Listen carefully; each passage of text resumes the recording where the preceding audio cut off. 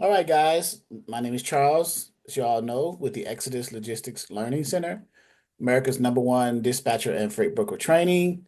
Today is Wednesday, the 9th of October, 2024.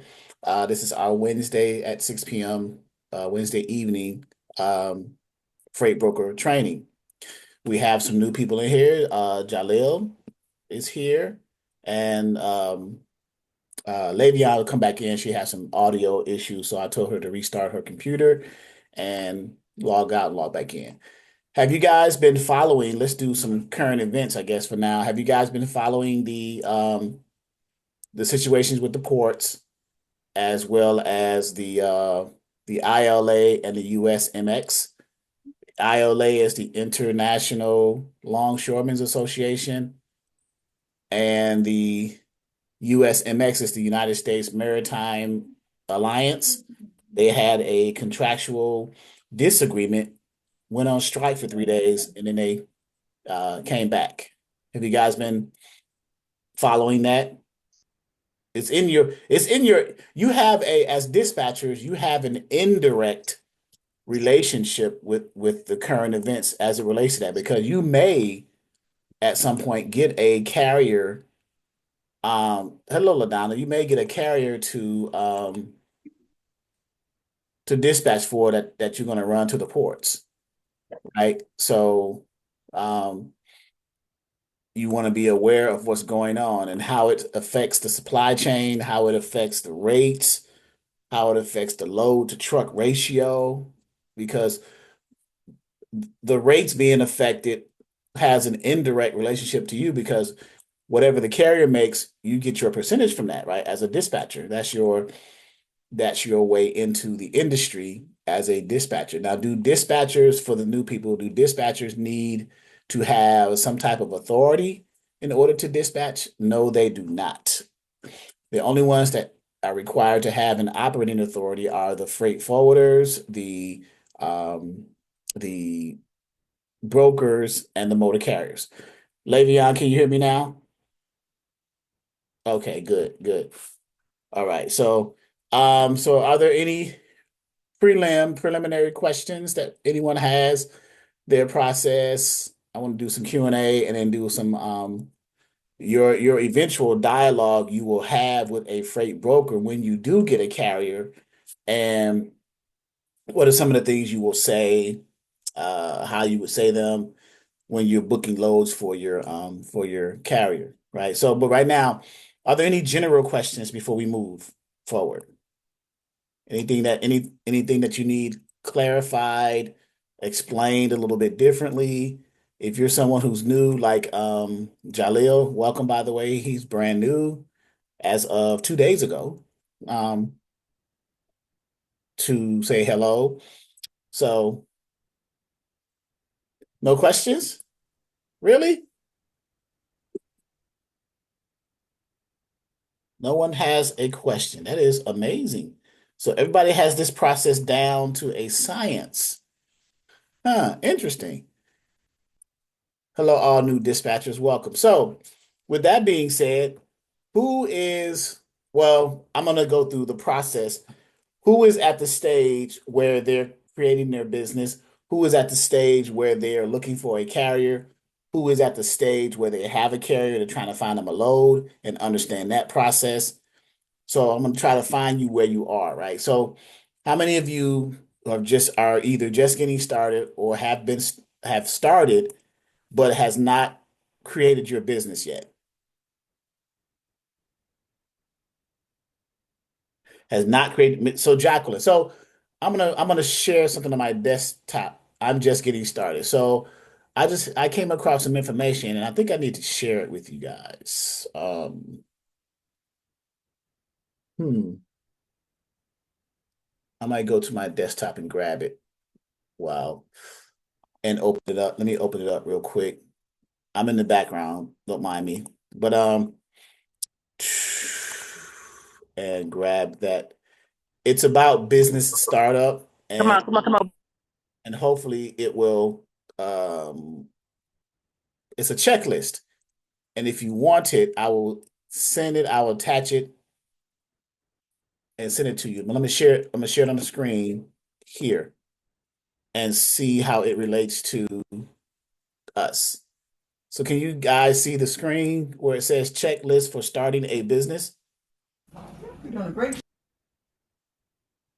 I can Yeah. see it, but I guess you can make it a little bit bigger so we can see. Okay, understood. I will do that. Yep. Thank you.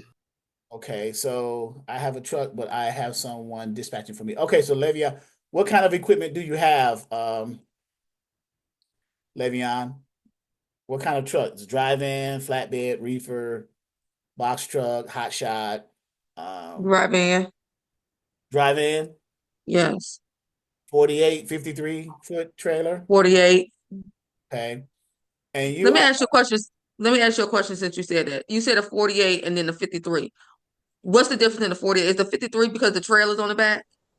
no, the 48 and 53s are the two different lengths of the trailers. One is a 48 foot Okay. and one's so just an extra 5 feet to play with. Okay. Right? Okay. Are you're out of the 757, right? Yes. Okay. So and you have someone dispatching for you. Yes. So are you the driver or you have a driver in the truck? I have a driver in the truck. Okay. So everything is going good. The driver's going there over the road at OTR. Okay, so let me take this back. I had a dispatcher. Now my truck is under a company that runs the containers. Okay. So kind of like time dispatching or whoever. Yes. Yeah. Okay. So you're running under so you're running under their authority, Yeah, I have my own authority, right? but right now I'm running under somebody else's. Well, Right. I'm running under the I got company. you. I got you. So you're running. So by doing so, I'm assuming they're providing the driver. They found my driver, but yeah. Okay. All right. So you're leased on. Yes. Okay. All right. LaDonna made brought that. Okay. So and are you satisfied with how it's running, how they're doing things over there? Thus far, it's only been like a month and a half, so thus far it's it's going pretty cool. I am, but that's why I'm trying to learn to dispatch so I can dispatch for myself Right. and others.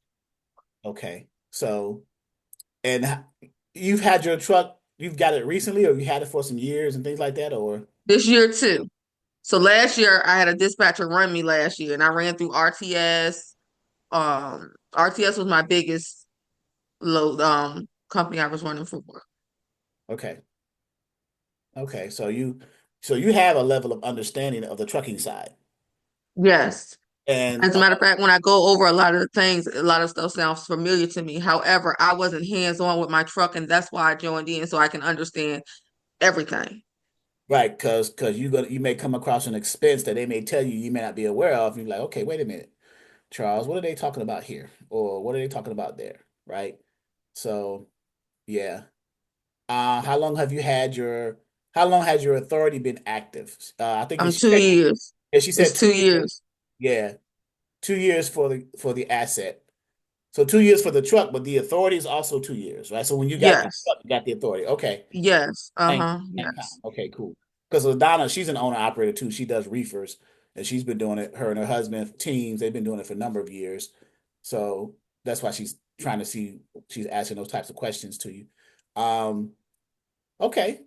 Okay. Now your driver, are they running OTR? Are they doing regional? Are they doing local? He's over the road. Okay, he's over the road. Okay. And the type of equipment you have, is it like the year of the truck? Is it like a Freightliner International? It's a Freightliner. I have a 2016 Freightliner. Okay, so pretty good. Uh, maybe a Detroit engine, a Cummins It's a engine. Detroit engine. Yes. Okay, cool. So you okay. All right, so you just got to monitor it and then continue to understand the business Yes. aspect of it. Yeah. Yeah.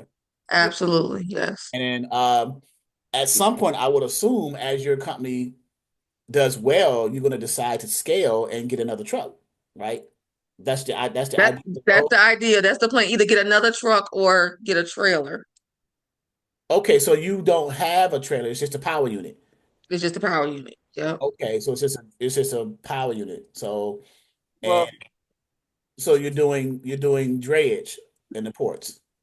So you're picking up, are you doing dray work? Containers. well, Containers? Okay, so you're snatching containers, you're doing the chassis, getting a chassis pool, snatching it up, and taking it to wherever it needs to go Yes. with last mile destination.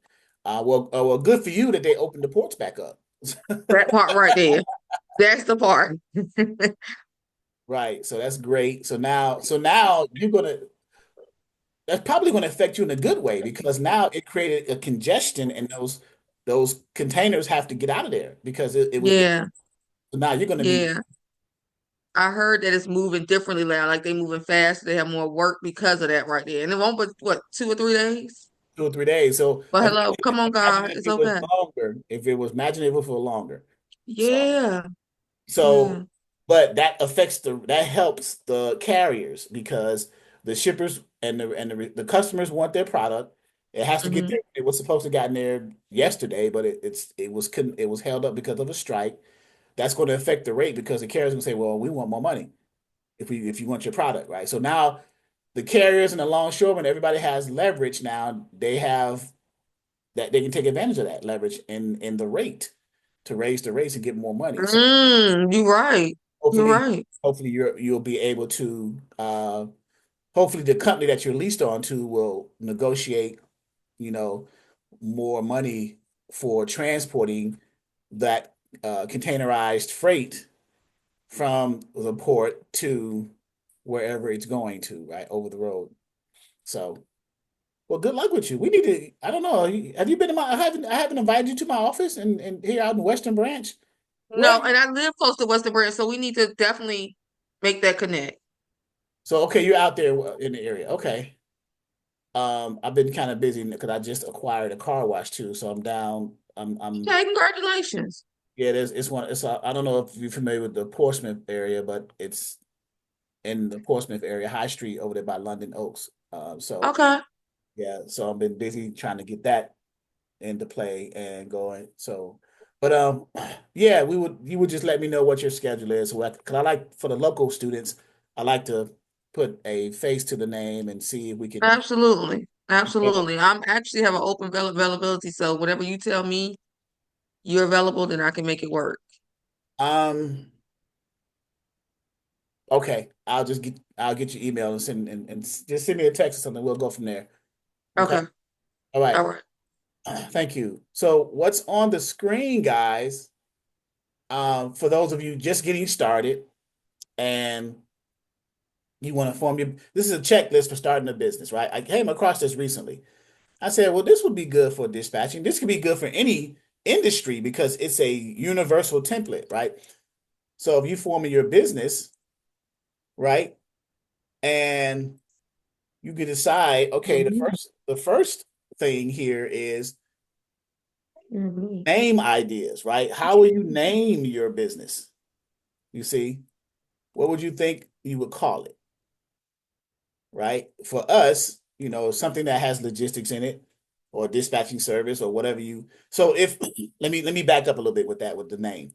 If you plan on only being a dispatch service, okay?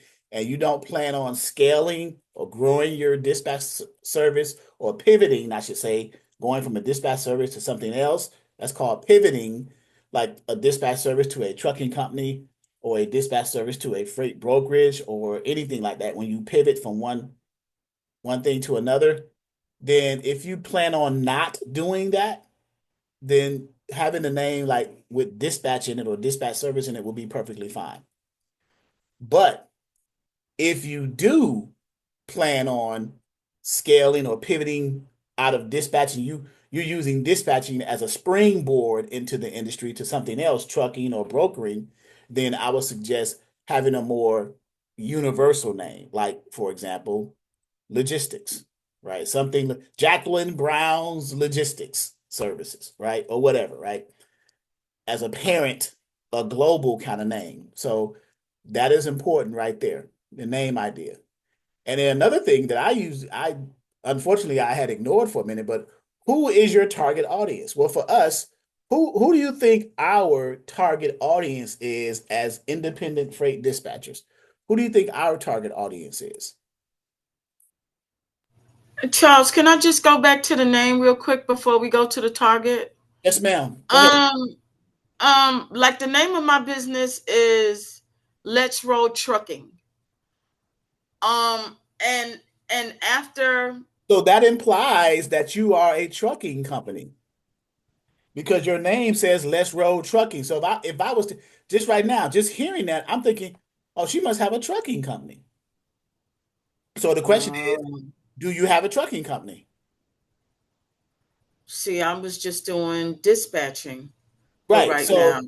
So then if you don't have a trucking company, then I would say, well, why would you name it Less Road Trucking or whatever you Road call it, trucking. trucking, right? I would say Less Road Dispatching if you were just doing Okay. dispatching. You see? So again, so you see the So, importance of the name?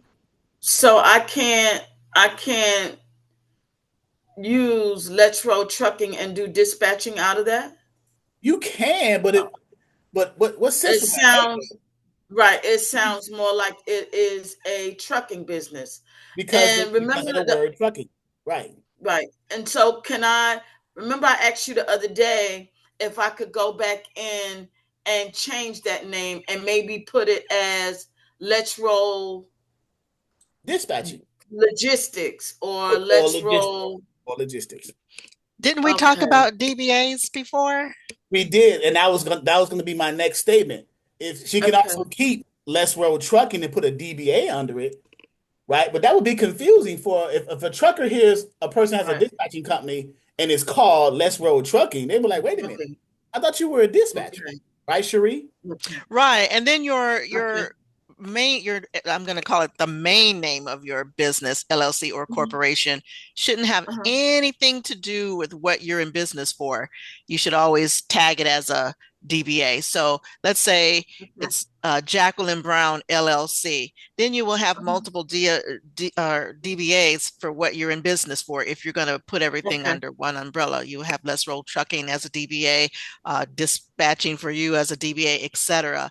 But but your main name, like the beginning of it all, you want to Mhm. be incognito. You don't want anybody to look at that and say, "Oh, you do this." You know what I'm saying? Also, I don't want to put myself in a box, so to speak. Exactly. Oh, gotcha. Charles may or may not Okay. agree with that. Oh no, I agree with that 100%. That's great advice. Okay. Yes, yes. So Okay. So now that I've gotten this LLC in with that name on it, would it behoove me to just go ahead and pay the extra money or funds and get the name changed or get it um how you say take out trucking and maybe put Let's Roll Logistics or just I don't know. Now that I've got this Let's Roll Trucking, do I just keep it and just put it in a closet somewhere and then start another name or something, or just try to fix that one? Fix it. Don't put it in the closet. I think Charles Okay. is right when you're saying you're naming Okay. your company after a trucking company and you're not a trucking Okay. company. Right. Okay. Okay. So, right, so you Okay. should be able to edit All that or what's called amend it. You should be able to. right. yeah. Okay. Yeah, you should Okay. like an amend. Okay. So, Okay. Miss Brown, I don't know what state you're in, but in South Texas, Carolina. oh, South okay. Carolina. Right. Mm-hmm. In Texas, you can file your or register your LLC, and Okay. then just leave, like the whatever general name that you're gonna be Uh-huh. under, whatever field. And like Mr. Charles was saying, like something that is very broad in the logistics field or the industry that we're, getting into. Here in Okay. Texas, they allow you to do a DBA, keep your LLC, but then you have to submit a form to do your DBA. Okay. As whatever business is going to be in the dispatching, like specific to that. Right. So Leave your main name. a DBA is like a doing business as it's like an alias, if you will. Okay. Mhm. So yeah. Okay. So Yeah. So yeah, you have okay. that option. Okay. So one day next week is that's my off training week, although I'll be at the other business. But give me a call and we can have a one-on-one conversation, Jacqueline, to kind of see which way you want. Okay. We'll Okay. All right. Yeah. Well, thank you guys. I sure appreciate the feedback on this because when you're new to something and you know how sometimes you just don't know, so you try to kind of wing it and So, figure stuff out as you so go. great. So who? Yeah, and I agree with you. So who in here hasn't been in that position, right? Well, everyone has been in the position of Okay. being new and hasn't haven't didn't know anything in the beginning, right? So we've Right. all been in that position. It's just your Okay. turn, right? So or Okay. whoever. It's my turn. And I mean, say I'm not targeting you. I'm just No, saying. I'm just Yeah, saying, yeah, but yeah. I need to know. I need to get this information, because sometimes I'll just sit and I'll get the information, and then it's just like, okay, so what do I do now? You know, so but I just need to kind of get it all together and venture out, you know, like they say, launch out into the deep. So I just need to get it all together here. Right. Yeah, So now so we see the importance of the name of a right, name. in Yeah, this prime example, right? So exactly. once we get past that point where we decide how it's done, right? Then obviously for us, since we are independent dispatchers, we all can kind of understand who our target audience is. Who do we think our target audience is as independent dispatchers? Who are we targeting? Carriers. Carriers. Targeting that's our main. That's how we're making our money. So they're our target audience, right? So so we understand that our target audience are the carriers. Now, if someone does not understand that our target audience is the carriers, please let me know and I can further explain why that is. But I'm sure that we are all in an agreement that that's who our target audience is as independent freight dispatchers. Now, this is a template, and if you guys want this, matter of fact, I should just upload it into the chat as a PDF file. That's what I'm going to do that so everyone can have it. So let me go out to my computer and grab it and just share it like that. Do you guys want this? Because I'm going to go through this a little bit thoroughly, but Yes, I need that. I definitely need that. Little so cheat sheet. yeah, checklist for starting the business. What I thought I there it is. Okay, so open it. Let's see if it goes in there and put it for everyone. And it should pop up. Hopefully it popped up to everyone. It should pop in there a checklist. Did you guys see it in the chat? The PDF, so you can all download it to your local machines, right? And you'll have it all at once. I love technology. So, so now planning, right? Now, at some point, you would want to have a business plan for your business, right? Because you want to have a blueprint of how you want to go, how you want to navigate for your business. Where do you want to go? Are you going to scale in 3 to 5 years? Scaling meaning growing it. Are you going to pivot, go from one aspect of transportation to another aspect of transportation, maybe dispatching to brokering or brokering to trucking or what have you, right? So you may use dispatching to leverage to do something else. So that'll be in your business plan, and we can easily go over a business plan by going, Googling the, we know what's in the business plan. We can easily find that, right? So we chose a name, research supply or suppliers, estimate your startup costs. It shouldn't take much to start up a dispatch service, right? We're not there's this part of the industry as it compares to the other two dispatcher, freight broker, and trucking, the dispatching has the least amount of overhead costs, expenses needed. I would hopefully you guys agree to that. As a trucking company, you have a lot of overhead. You may be making truck payments, trailer payments, you got insurance, you got all these expenses, right? Right, Le'Veon? Right?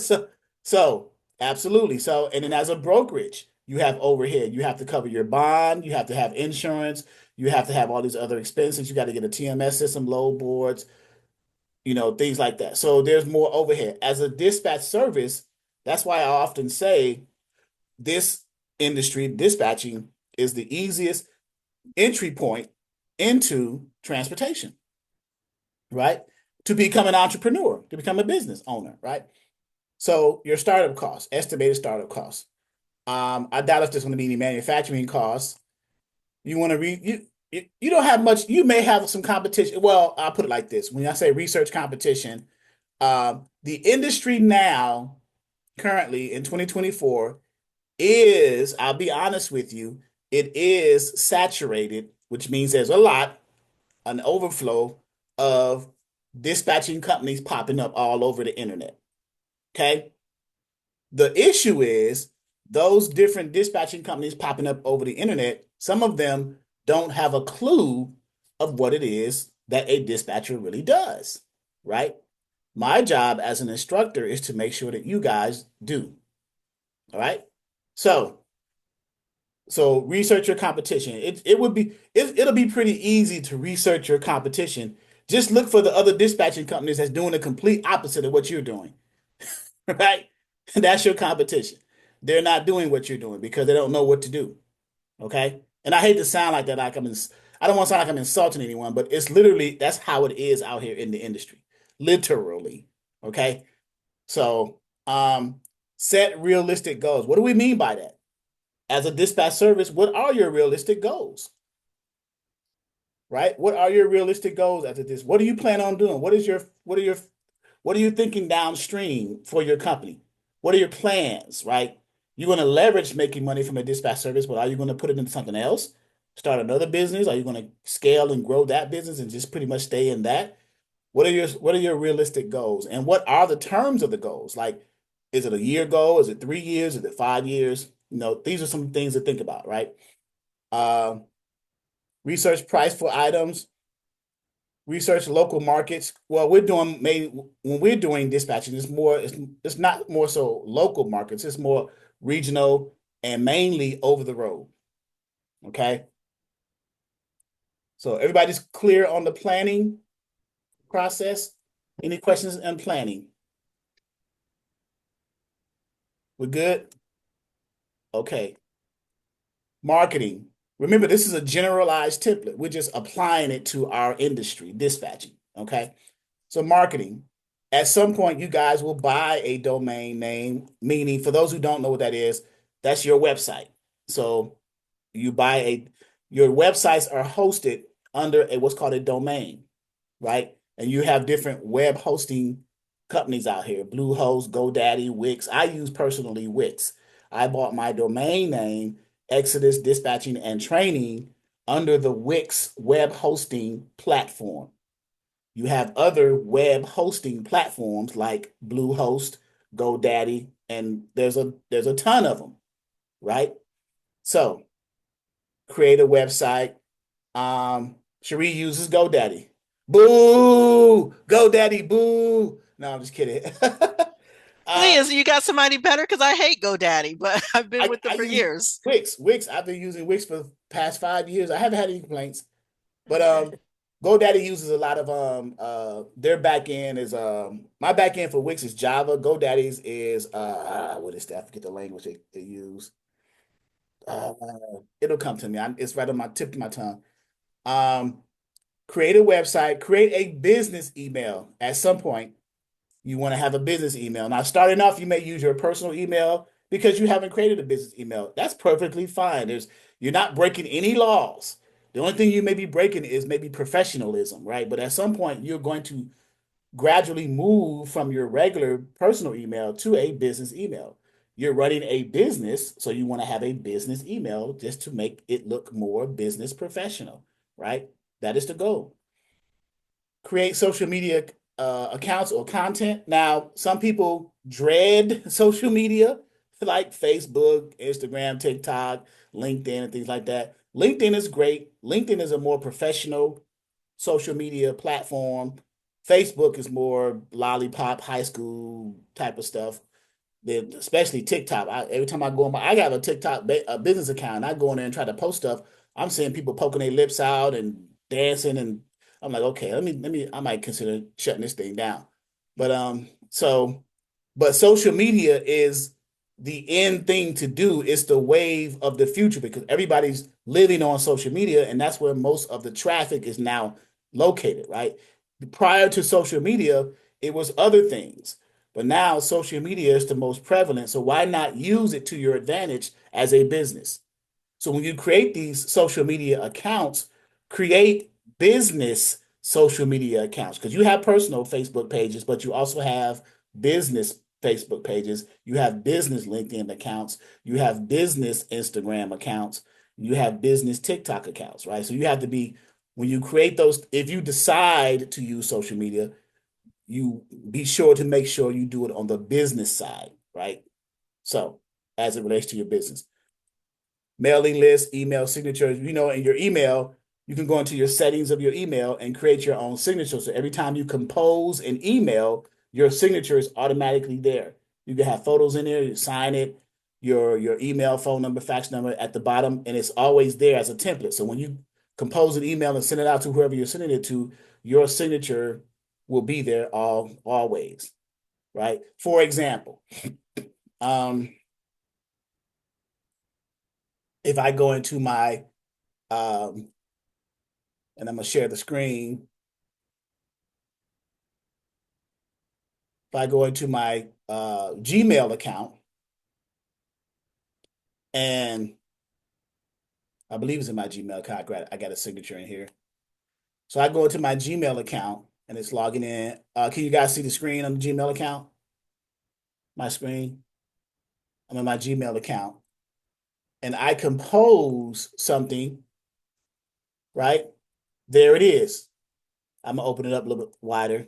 There it is. So at the bottom of the or in the body of the email, at the bottom of the email, this is my signature. It just contains my name, phone number, two phone lines, the one that my wife uses, and mine, and then Exodus Logistics Learning Center. I color schemed it and everything, the website and things like that. So I don't have the email here. I don't have an email in the signatures because I'm in an email composing an email, right? So why would I have an email inside of the?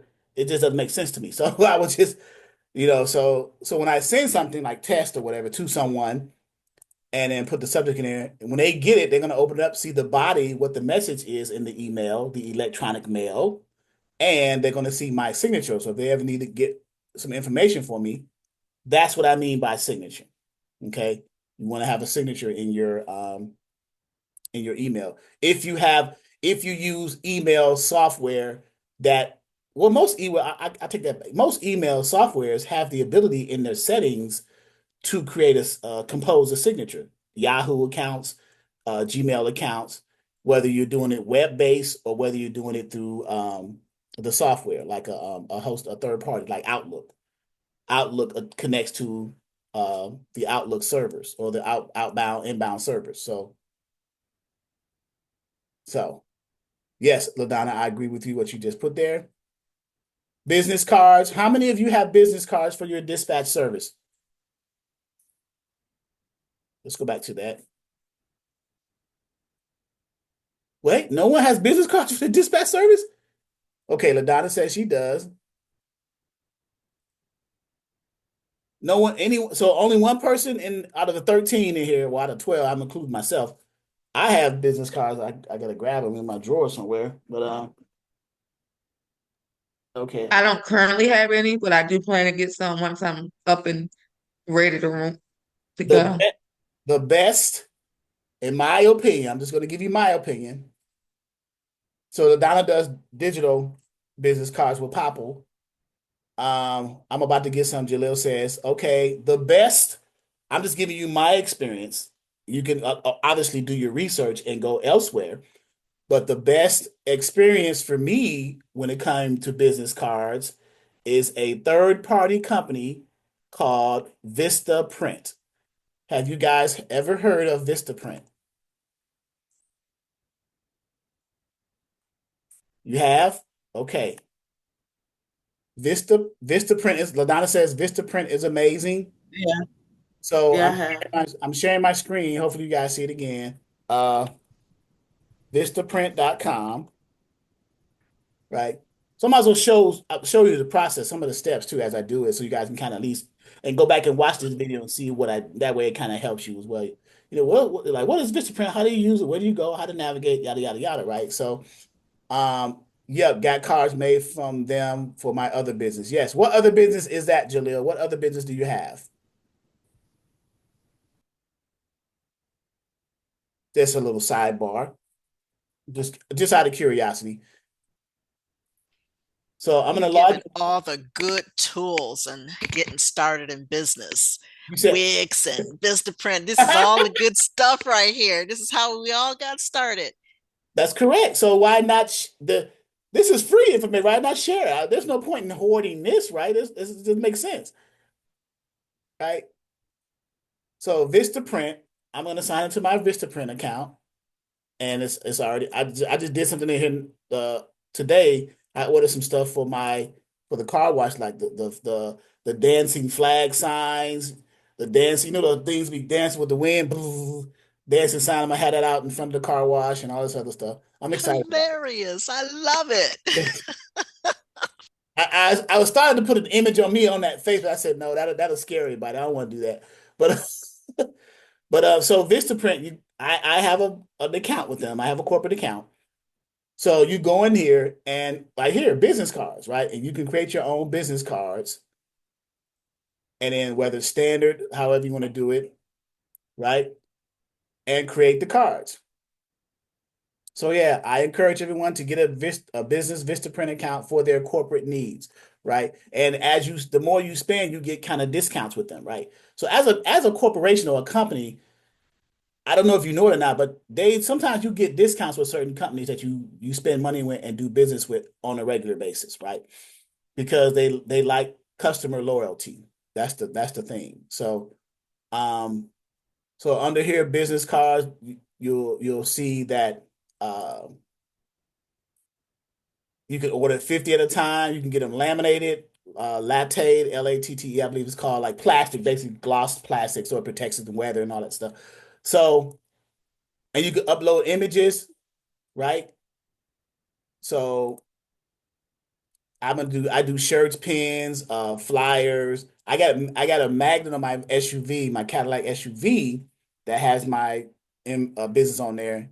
And so yeah, but Vistaprint is a good tool. Now there are others, right? But if you want to start from a cost efficient and cost effective methodology to get your business exposure to people, Vistaprint is a way to go.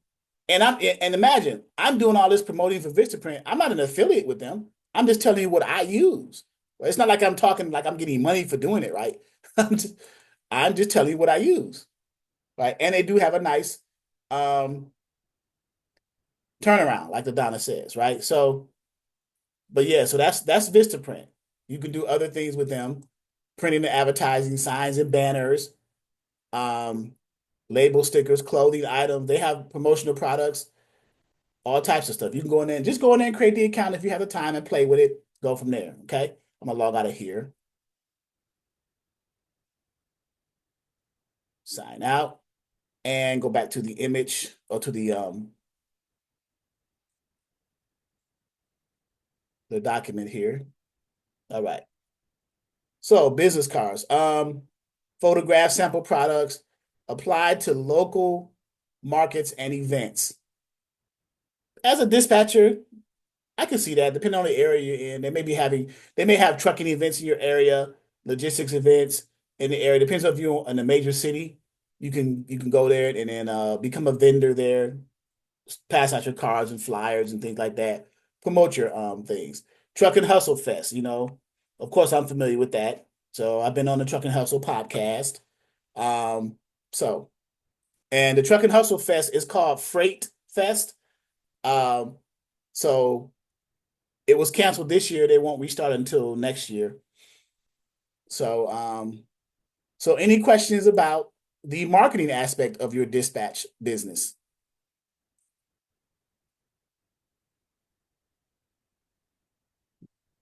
Okay. Now this section here, the business section, should actually have been put more towards the top, right? Because this should have gotten done first, right? Under business, where it says Yep. choose the legal structure. When you create your business, you want to decide what type of business it's going to be.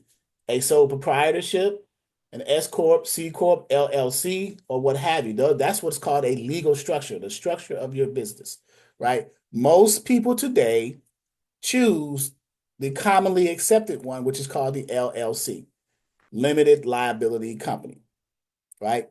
Now I did the form 2553 because my business is structured as an LLC, but it is taxed as an S corp.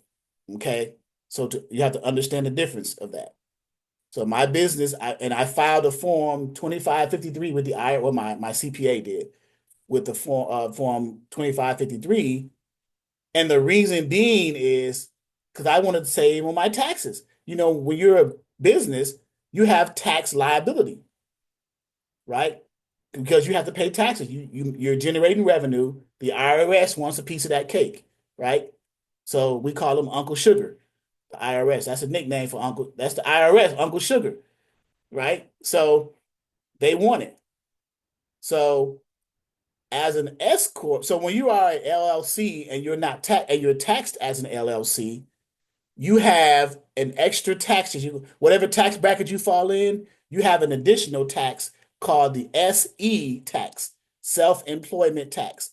That is 15.3% on top of whatever tax bracket you fall in. So if you were in a 22% tax bracket or 27% tax bracket, you add 15.3% to that, and that's your new tax bracket. And you're going to be taxed after after you do your either your standard or your itemized deductions, whatever's left over, you're taxed at that rate, that bracket, that tax bracket. That's just LLC by itself. But when you are an LLC and you're taxed as an S corp, the 15.3% SE tax goes away, and you're only taxed in whatever tax bracket you fall in, right? So that's important to know, to understand. You want to save money. You want your tax liability to be as low as possible, and your money that you're going to get back, your net, to be high as possible. That's the goal of an entrepreneur. What do you think the rich are doing? Explain to me what the rich people are doing, the wealthy are doing, right? Because there's a saying, rich is loud, wealthy is quiet. You ever heard that before? Rich is loud, wealthy is quiet. But Right? I like it. Yes, but it's true. I know some friends of mine who act like they're rich, but they're probably some of the brokest people I know. But you got people out here acting rich, but they got on busted shoes and driving whatever, right? And I'm not judging, I'm just saying don't play the part when you're not the person, right? Don't play the part if you're not the person. Okay? So, but the wealthy understand the tax code, or they pay people who do understand the tax code to save them money, like me, right? I have a CPA, and my CPA is fire, right? I haven't paid taxes legally, we say that, in 3 years, right? I've actually gotten money back. Like the first year when I first formed the business, I had a tax liability because I made a lot in that one COVID year. My tax liability was 93K, 93,000. I was like, man, they eating a lot of, but I made enough to substantiate that, right? The other following years, I got money back after my taxes were done. Tax year 2022 and tax year 2023, we got money back because we structured it a certain way. So as a dispatch service, the point I'm making is you want to follow your expenses, make sure you are tracking what you're spending on, and it's business related to lower your tax liability. So the lower your tax liability, the less tax you're going to pay and the more you're going to keep. This is the art of being a business owner, right? Because the most important thing is if you don't do it right with Uncle Sugar, there's going to be a problem. Because whether you like it or not, they're coming to get their money. You talk about these gang members. They're the biggest gang, the government. You can't run from them. They're the real gangs. They're the real Bloods and Crips. What up, Blood? What up, Clip? What up, Blood? They coming for you. They getting their money. So, okay. So start to understand. You can ask me questions about it. I can give you my experiences and connect you with my CPA and things like that, right? So that's not a problem. Register your business name. Choose your legal structure. Register your business name. Obtain your EIN if you're in the US or your BN if you're in Canada, right? So your business number in Canada or your employer identification number in the US.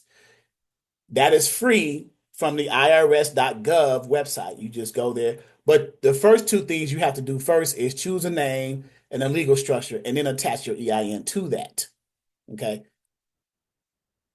Any licenses and permits, this one probably don't apply to you because we are dispatchers. We don't need licenses and permit. Well, the only license technically is your business license. But what they're talking about is any licenses and certifications that's relating to your craft. Like, for example, a broker needs a broker license.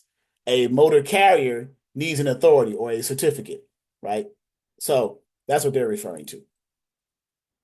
And then set up a accounting system, QuickBooks, or a CPA that does it for you. Don't get Pookie or Ray Ray from down the street to do your taxes. Okay? Trust me on that. It's going to come back to bite you. All right? Set up your own accounting system, track your own stuff. Okay? So, any questions about the business side?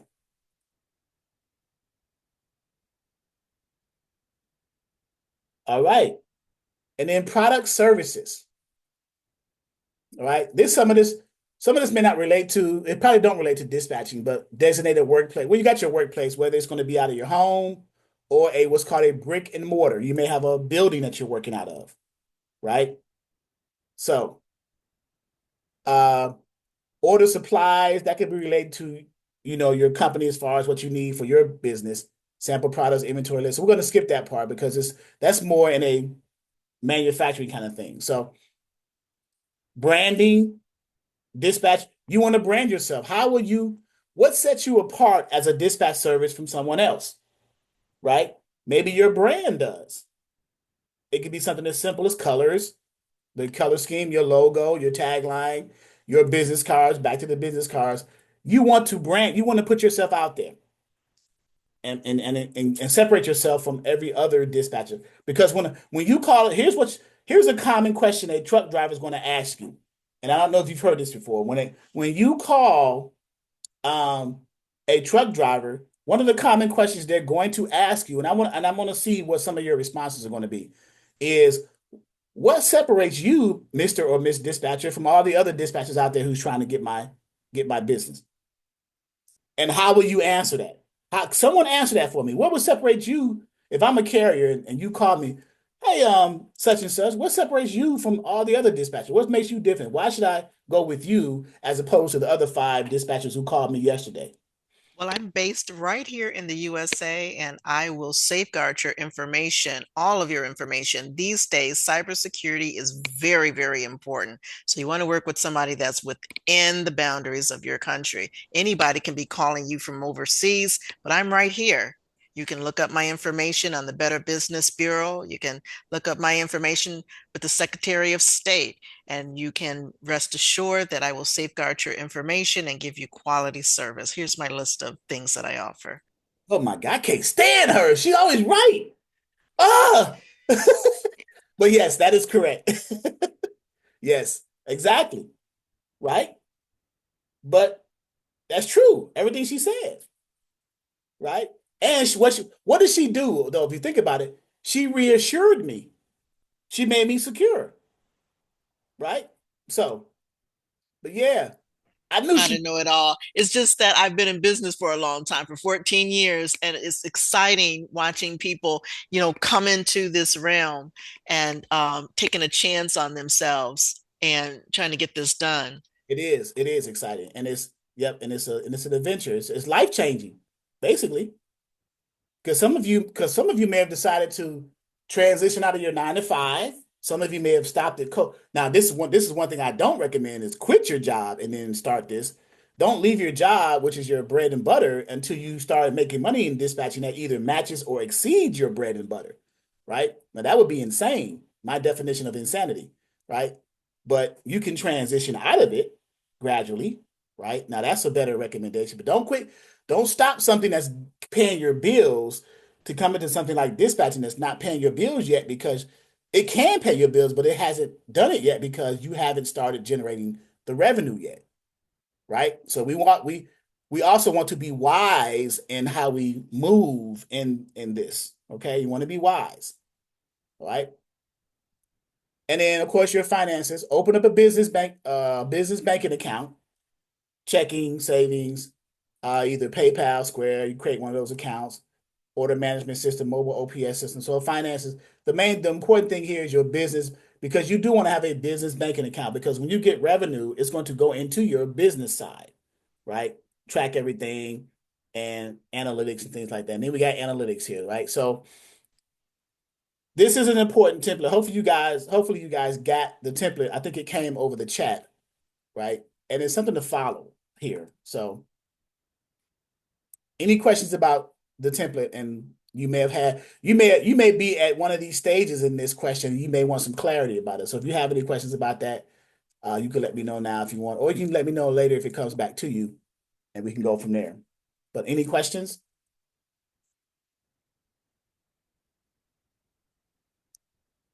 Okay.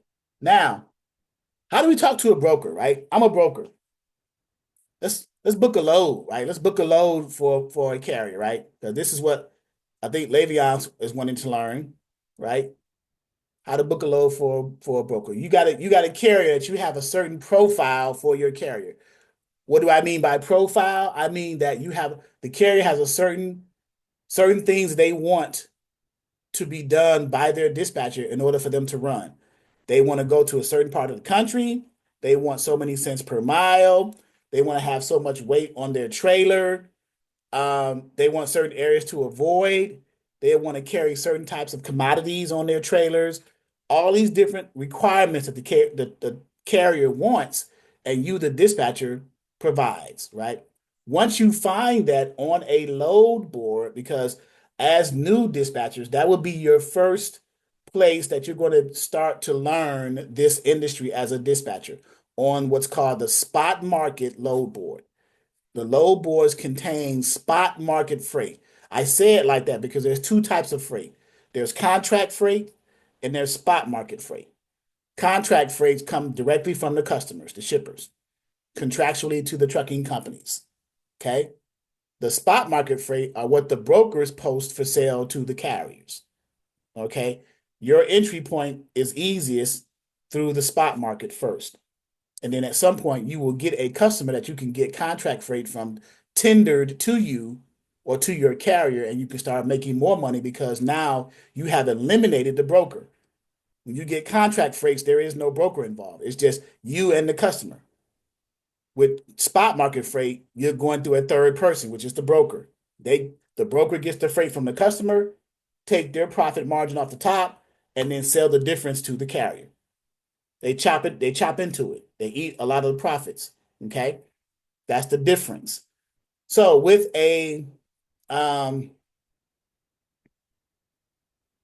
go to a screen here and let's go to a load board.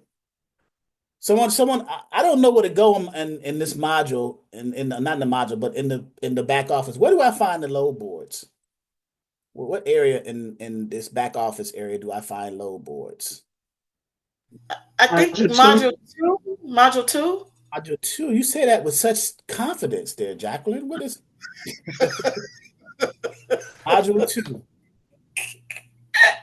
Because it obviously says load boards, right? Module two, load boards. So now I Yeah. share my logins with you guys, and I'm gonna go to one that I want to get you guys used to seeing. It's called Next Load because it gives you real time and you can build loads gradually as you go, right? So when you go to a load board, for those For those of you who don't, well, how many, let me ask it like this. How many of you do not know what a load board is and its purpose? And be honest. This is a beginner's course. So there's no right or wrong answers in here, which this is beginner's course. So the purpose of a load board is, and from a dispatcher's perspective, right? Is where you, the dispatcher, go into the load board, put your search criteria and your filters in according to your carrier's profile, those things that I said, $2 a mile, 38,000 pounds, or whatever the profile was, and you search for loads according to those criteria. And when you come up on something that matches the criteria or closely does, you want to first talk to your carrier about it and then call the broker to book that load, to reserve that load for that carrier, right? Never book or reserve a load for your truck driver without your truck driver knowing about the load. That is the worst thing you can do as a dispatcher because you don't know whether or not that driver's trailer is either empty or they're under a load going for a delivery. Let's say we booked the load today is what, Wednesday? Let's say we booked the load for Friday for a driver, a drive-in trailer. And speaking of which, since we have a new person here, I'm going to go to the equipment types and actually show. I'll do that now. Show the equipment types, the main equipment types that we focus on, right? The three major ones. When I say a drive-in, this is what I'm referring to. Okay, there are three equipment types, and what defines an equipment type?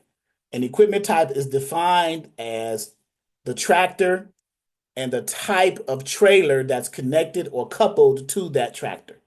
Okay? So this is a 53-foot drive-in trailer connected or coupled to the tractor. So this is a 53-foot equipment type. You guys follow? Right? And here's the specs on it, the inside of it. This is a pretty clean drive-in trailer. I would get this one's new. The second equipment type is a refrigerated trailer, what we call a reefer. It's similar to the drive-in. The only difference is the front of the trailer has a unit on it called the TCU, temperature control unit. It regulates heat and cold, hot and cold temperatures according to whatever the commodity or what's being hauled in the trailer is. Right? You guys follow that? So this is a reefer equipment type. If this trailer is connected to a tractor, that is an equipment type. So that's the second type. And then finally, the third type of equipment type, the major equipment types, is the flatbed. Tractor with a flatbed trailer connected to it, that is a flatbed equipment type. The reason they're called the three major ones is because they're out here on the roads the most. You can find loads for them on the load boards the easiest, and they pay the higher rates, right? Three good reasons that they are the major equipment type. You can make money. Like, for example, Le'Veon, she has a power unit that, which is down here under the specialty, a power unit, this to tractor only, right? She goes, or her drivers go to locations that she either goes to pick up preloaded trailers or she goes to get chassis from the ports, chassis pool, and snatch containers from the yards to take out to the location. So if she's coming out of a port to do it, then she's doing what's called draying. She's a drayage carrier, a drayman or a dray woman in this case, right? If she's dealing with warehouses, grabbing like Amazon preloaded trailers from Amazon distribution centers and taking them to other Amazon district or fulfillment centers, they're preloaded trailers. Or she may do live loads and live unloads with her power. So there's several things you can do with a power only unit. When you're driving a power only unit without a trailer on it, you're doing what's called bobtailing. Bobtailing. So your driver say, "Hey, I'm about to go bobtail to get this trailer over at Amazon," right? So you already know what they mean. They're driving without a trailer right now, just a unit. So, okay.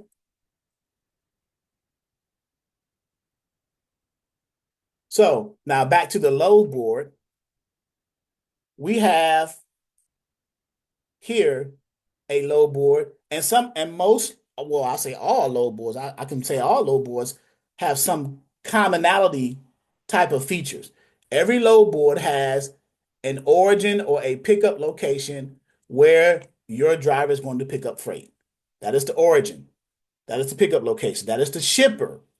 Another name for it. Another name for it is a consignor, right? You will see this on the broker paperwork, the rate confirmation. They'll have um, names used interchangeably. So now you know what the similar names mean. It's either the origin, pickup location, shipper, or consignor. CON, I'll spell that if for those of you who want me to put it up there on the chat. CONSIGNOR equals shipper equals pickup location equals origin. Okay, right there in the chat. So, because when you find a load, you have to have a starting point. Your carrier has to know, where am I going to pick the load up from? Okay, what's the origin, or what's the pickup location, or who's the consignor, right? So you'll say, okay, it's picking up in Norfolk, Virginia. Okay. Now the beauty of Nextload is look what just happened. Nextload is a real-time load board. Let me delete that. You see where it says found 856 loads? I'm gonna take this out. I'm gonna take it out. And now look, without putting anything in the filters, there are 77,490 loads across all the different equipment types that this load board searches under, which is right here under equipment types. You do the drop down arrow and you'll see all the equipment types that all possible loads can be under, right? And there are 77,490. Okay? Right.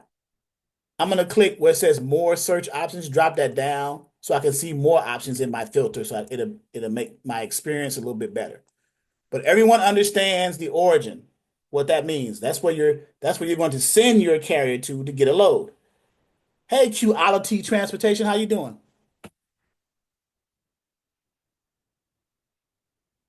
So, I'm good, sir. all right. So the origin is where you're going to eventually send your driver to. Okay? The destination is where your driver that you're dispatching for is going to do what? Going to deliver the load. They picked it up from an origin location. They're going to deliver it to a destination location.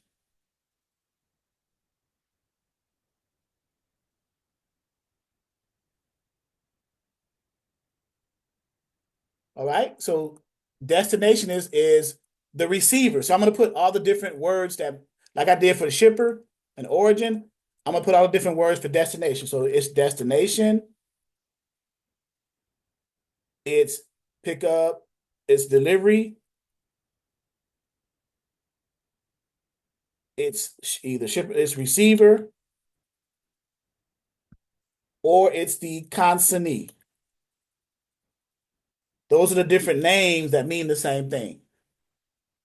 So one on the origin side, there was different names. On the destination side, there are different names.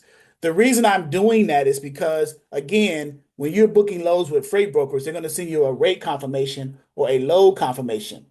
Rate confirmation or a load confirmation, officially booking that load. And you're going to see words used in there interchangeably.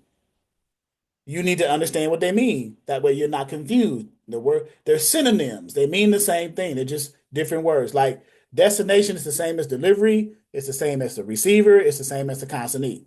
It's where the freight is going to be delivered. Okay.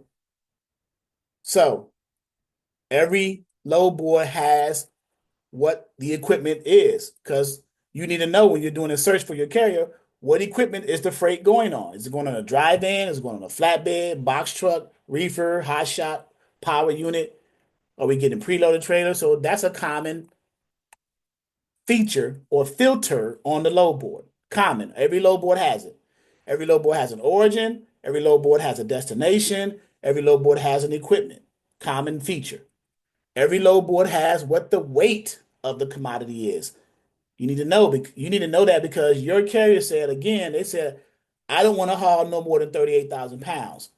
So you put 38,000 pounds in here. If a load board pops up at 40,000 pounds, you don't want to put it on your carrier's trailer because he said he don't want to haul no more than 38. But if you put 38 down here in the filter, it shouldn't even show loads at 40,000 because you put it in the search criteria as something else. Okay. And then also on the load board, every load board has a pickup. You need to know when your carrier is going to pick up the freight from the origin location. What date is that? And that's what the pickup date is, right? So that's common also. So now the beauty of this one is let's create a load just for practice here. Let's say we got a carrier that is a dry van carrier, right? Dry van equipment type, a power unit and a dry van, 53-foot dry van trailer. A common equipment type, one of the three major ones. Norfolk, Virginia. Look, 77,490 loads right now. If I put in the origin, I want to find loads coming out of Norfolk, Virginia, and nothing else in the filters yet. Now, there's 856 loads coming out of Norfolk, but we don't know the equipment type. We don't know where they're going. We don't know the weight, pickup date, or anything like that, or whether it was the rate was posted by the broker because we're drilling down in our search criteria. So the more you add to the filter, obviously the lower the number is going to get on the load because you're getting more specific, more specific, more specific, right? With nothing on there, you're more broad. So that's why it was 77,000, but now you're adding to the search criteria. So let's say now I want to find only dry vans coming out of Norfolk as an equipment type. So I put dry van. So that 856 is now, look at that. It changed to 278. So there are 278 dry van carriers or dry van loads, I should say, picking up out of Norfolk, Virginia. Either going anywhere or to whatever destination the result set says right here at the bottom. Okay? 278, all these within here right here. So let's get more detail, more granular, if you will, right? Let's say I want to find dry van carriers picking up out of Norfolk, only loads that are 38,000 pounds or less. Okay, so under the weight category, you're going to say anything. So it's from any to any. So from 0 to 38,000 pounds. Now look what happens. 278 went to 122. So it's got more granular because you're putting specific criteria in your filters, right? And it's according to your carrier's profile. Okay, let's do one more thing with this. Right here where it says rate provided, that means that whatever the results are, that the broker who posted the load also posted the rate for that load. If you check the box. If you leave it unchecked, it's going to show both posted rates as well as unposted rates, as it does right now, 122. If I check rate posted, 122 should get smaller with only rates that are posted by the broker. Let's do that. Let's check the box. And now 122 changed to 37. So there are only 37 loads coming out of Norfolk for a dry van with the rate posted by the broker. See what I did? And here they are. You can play with this, as you want. Oh, let me do one more thing. There's another common feature on the load board. It's called radius or deadhead. I'm sure, Le'Veon, you've heard of deadhead, right? So what deadhead or radius means is how far is your driver willing to drive with their truck and trailer empty from their current position or what's called their 20 to a pickup location, that distance. The going standard these days is 100 miles. Okay, so find me any load within a 100-mile radius of Norfolk for a dry van with rates posted by the broker. That's what this says. How we read that, right? And you can play with other things, any company type, but this is as general as it gets. Now, what if I want only truckloads? I don't want partials. I don't want LTLs. I only want truckloads. So find me all truckloads coming out of Norfolk with a 100-mile radius for a dry van with only 38,000 pounds or less posted by brokers. So if I check only truckloads, let's see what happens. There are 21 truckloads, not LTLs. Because if I uncheck this, it's going to be truckloads as well as less than truckloads. But I want truckload trailers or loads because I stand to make a little bit more money because the trailer is more full. It's full actually, truckload, right? So I got 21 loads. So you see how that works, guys? That process, how it gets more detailed. So now it makes your search a little bit more. You just got to understand what your carrier profile is and transposing that to the load board. When you send out your dispatcher packet to your carriers, when you're dispatching for them, the 3 documents on the dispatcher packet, the dispatcher agreement, the carrier profile, and the limited power of attorney. Well, the carrier profile is the carrier's way of telling you how they want their loads, right? And you just transpose the data from the profile into the fields in the load board to get your specific search criteria. Okay? Now, once you get a result set here, now let's look at these loads, right? 21 loads, because it's easy, because it's 21, so it's a small number. So we can kind of bring them all into view, right? If you want, so to speak, right? For the most part, right here, 21 loads. So each of these columns, origin, DH stands for deadhead, destination, the equipment, weight, the rate, the distance of the load. Distance mean from the pickup origin to the delivery destination, from the shipper to the receiver, okay? It doesn't include the deadhead, okay? The company, which is the most cases, that's the broker who posted this load. The pickup date, the age of the load, which means how long has it been posted on that load board, so many minutes, so many hours, so on and so forth. And then other factors like the credit rating of the broker and whether or not they do tracking, okay? Each of these columns, you can put them in alphabetical order or numerical order. So by simply just clicking the word in that column. Like, for example, if you click rate, it's going to put it in order from highest to lowest, either numerically or by the cents per mile in the parentheses right here. You see? So either put it in order by the dollar amount, if you notice is going there, or the cents per mile, 247. So if you got a carrier that says, I want to make $2.25 a mile, and it's all these criteria found their load, let me blow the screen if I see people looking right there. That better? Okay. So 247. So your carrier said he wanted 225 a mile. So these all are good lows from a cents per mile perspective because they're all $2.47 a mile. They're above your carrier's cents per mile requirement. Okay. Even some of these below.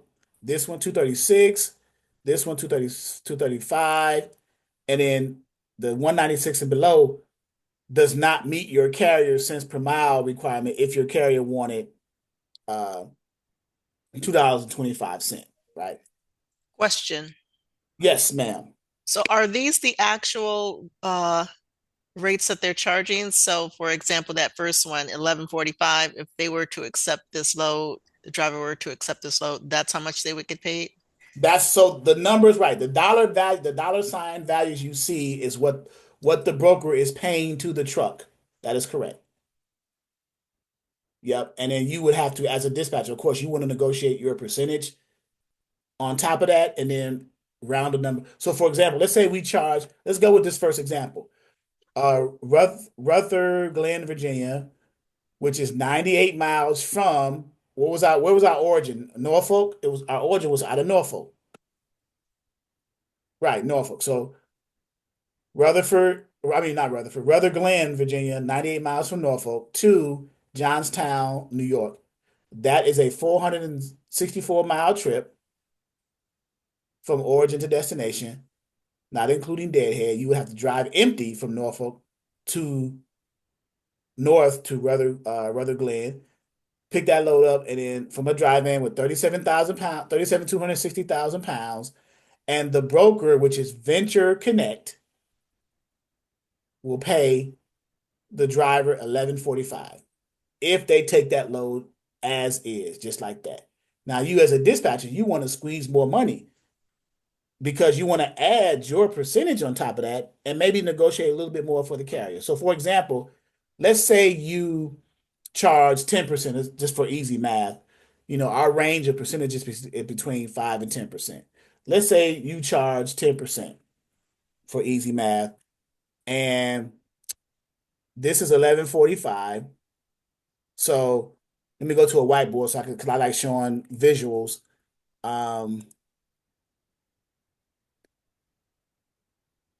Great question, Jaleel. I'll answer that. Jaleel asked privately, what's the standard rate for drive-in, flatbed, and reefer?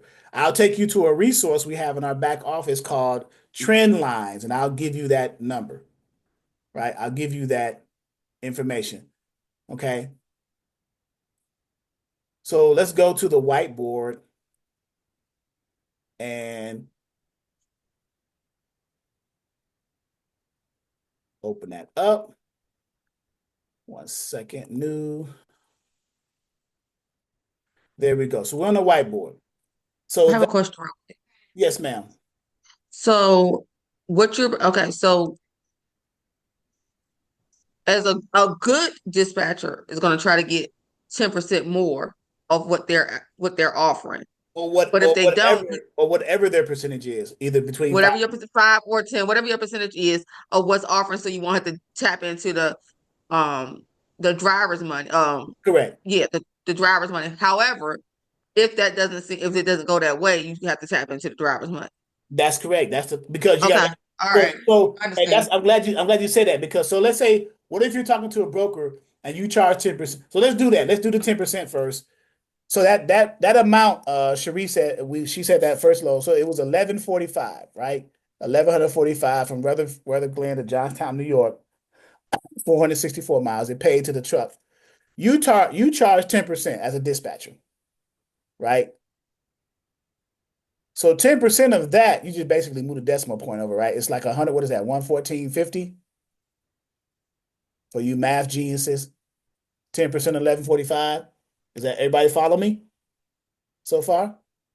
Now, you add 114 back to the 11.45. What does that equal? And I'm gonna bring my calculator up in the background, but I want you guys to give me that 11.45 plus 114.50 equals.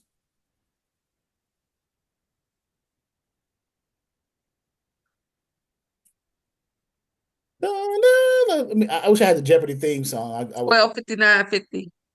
1259.50. Okay, 12:59:50. So this is what we call in our training. Well, somebody tell me what it's called. What do we call that number in our training? Let me see. I'm gonna go in the chat. Somebody might put it in the chat. No, they didn't. So this is called our threshold. This is our threshold number. And why is it called our threshold number? Is because it is the number that includes what the broker paid to the truck plus your 10% or whatever percentage you charge at that time on top of that.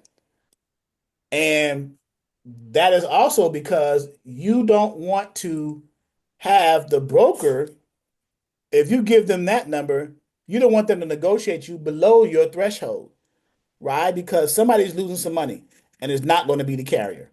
You want the carrier to get their fair shake. It's going to be on the dispatcher side. So when you call a broker, you need to have all this mathematical numbers figured out.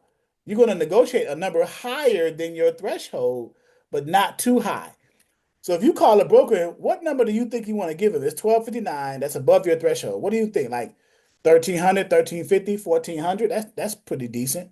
1,400. That's you don't want to go too high to out negotiate yourself, right? Like I usually say no higher than between $150 to $200 above the threshold. Okay? Don't go $150 to $200 above your threshold. Okay? So 1,400 is that is $141 because 141 Okay. plus 1,259 is 1,400, right? So that's how that works. So now when you call the broker, this is the number you're giving them. Hey man, I see you got the load on the load board going from Ruther Glen, Virginia for a drive-in on the 9th of October, delivering in Johnston, New York. Is that load still available? This is how you're talking to the broker, right? And broker says yes. That load's still available. Let me check. Let me just verify first of all. By the way, what's your MC number? This is the dialogue that you're having between you, the dispatching service, independent dispatch service, and the freight broker trying to book a load for your carrier. So if a broker asks you, the dispatcher, what's your MC number, what is he actually asking you? The MC number of your carrier. Why? Because dispatchers do not have MC numbers. They're not motor carriers. So they're asking you for the MC number of your carrier. So you give him the MC number of your carrier. They look it up in their system to see if that carrier, one of two things, whether the carrier is already an approved carrier with that brokerage or they are not. That's it. If they are already an approved carrier under the brokerage, in other words, they're already set up, they've already done the paperwork, you got approved under that brokerage, then that cuts your workload in half because now all you got to do is get that rate confirmation and talk to your carrier about it and agree to the numbers, sign the rate confirmation on behalf of your carrier because you have a limited power of attorney, right? And shoot it back. That's that's scenario number one, the good scenario. If your carrier's MC number shows as already being an approved carrier under that brokerage. Okay. Option two is if your carrier's MC does not show as an approved carrier under that brokerage. Now the broker's going to come back and say, hey man, we looked the MC up. It doesn't show it as an approved carrier under our brokerage, but that's not a problem. We can get you set up with us though. We would need to send you our here are the different terms they call it. Uh our setup packet,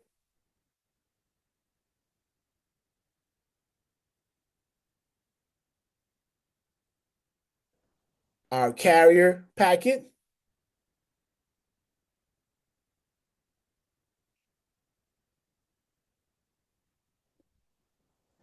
our onboarding packet or onboarding packet, or the technical name, our broker carrier agreement. Okay. And they'll either, depending on the technology of the brokerage, they'll either send it to you as an attached PDF to an email, or they'll send you a link to your email to go to their online portal to do it in through their portal, which is a more efficient process. There are different online uh, onboarding softwares that brokers use, right? Uh, Assure, Assist is one of them. Another one's called My Carrier Packet. That's another onboarding software that brokers use. And the most popular one is called RMIS, Registered Monitoring Insurance Service. So if the brokers use a digital onboarding link attached to an email for you. You click the link, you put your driver's DOT in, it opens up with most of the information already pre-populated, and you just fill in some of the blanks, upload your carrier's documents that you have in your possession already. Because when you had got your carrier under a dispatcher agreement with you, you had them send you copies of their credentials. What do I mean by credentials? Every carrier that you're going to be working with needs to have sent you a copy of their authority, saying that they are who they say they are. They have the authorization to transport freight, a copy of their certificate of insurance, saying that they have the proper insurance coverage to cover what they have the authorization to transport, a copy of their W-9 showing that they are a legitimate company. And then if they are using a financial service or cash flow resource called a factoring company, then they need to send you a copy of that factoring company's credit, a blank credit application of the factoring company, and a copy of the factoring company's notice of assignment showing the broker that you are in a relationship with a factoring company. That's what the factoring company's notice of assignment does. Okay, so that's the process there, right? Um, so and then you get your carriers. Let's say you get your carrier set up and approved through the onboarding packet, carrier packet, setup packet, or broker carrier agreement. And now the broker calls you back 10 minutes later and say, hey, your carrier is approved. He is on board. He's an approved carrier with us. Now he or she can start running loads. Okay, yay. The process is not over with yet, because now the broker needs to send you a rate or a load confirmation concerning that load that you saw on the load board for which you called the broker initially about, right? Because all of this, the carrier packet, onboarding packet, and all this stuff, that just got your carrier set up and approved for the broker. You still have to book the load. And what does that is the rate or the load confirmation. So technically, it is sometimes a one, but oftentimes a two-step process to book a load if your carrier is not an approved carrier by a brokerage. If your carrier is an approved carrier by a brokerage, it's just a one-step process. So if your carrier is already, if their MC number, when the broker puts it in their system that you gave it to them, and it shows up as an approved carrier, then your carrier doesn't do not have to do this step or this step, because it's already been done. They only have to do this step, or you on their behalf have to agree to the numbers and sign the rate confirmation and officially send it back, email it back to the broker, officially booking that load. That's the process. Okay. Let me stop here for questions. Any questions? I'm gonna get to Jalil's question about the rates of the drivers, the drive-in, flatbed, and reefer. I have a question. I Yes, want to know, so basically, like if you call a broker for a load and it's already been released to someone else, is it good to go ahead and get set up with them so that in the future you won't have to worry about sending over all of this stuff that you're telling us about now? that's that'll be yes, that'll be ideal. That's a great thing to do, because that way you've already covered being set up with them. Now when they post other loads, all you gotta do is call them and say, hey, our carrier is already set up with you guys, but here's his MC. By the way, we're happy to be looking at this load that you guys just posted. And if it's still available, we're interested in it.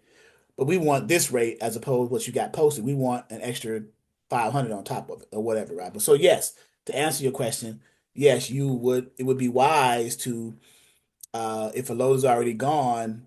And sometimes brokers leave covered loads on what I mean by covered or booked loads, they already been gone.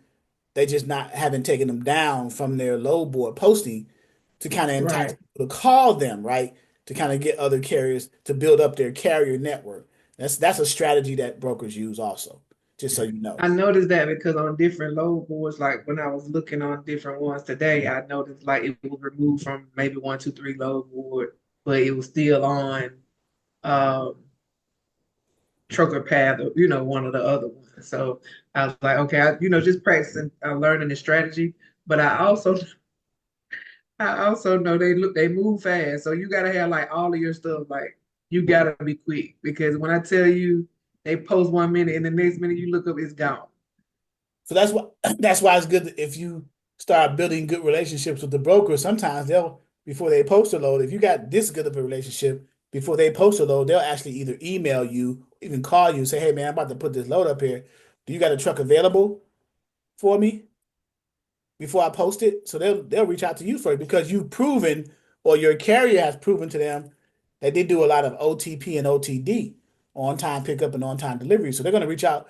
Most brokers are going to reach out to their better carriers first in their network, the ones who do the great jobs to get these loads covered. And if they can't, and if their best drivers are already under loads, then they'll just throw it on a load board and find whoever else can move it. That's how it works. Because like for example, let's use an example to think this out. You get a contract in your industry, certain industry you're in, and you got to hire certain people to work the contract. You got a group of employees that are some are good, some are not so good, but you're working on this new contract and you're trying to impress the people to get the contract. What do you think you're going to do? You're going to put your best people on that job to make the best impression to win the contract, correct? That makes sense, right? You want to put your best people to make the best impression to get to win that. It's like in the what I'm doing right now on the federal side. We're trying to put best people on certain things to win these set asides and quick quotes and all these other things that we're trying to do in order to win the bid.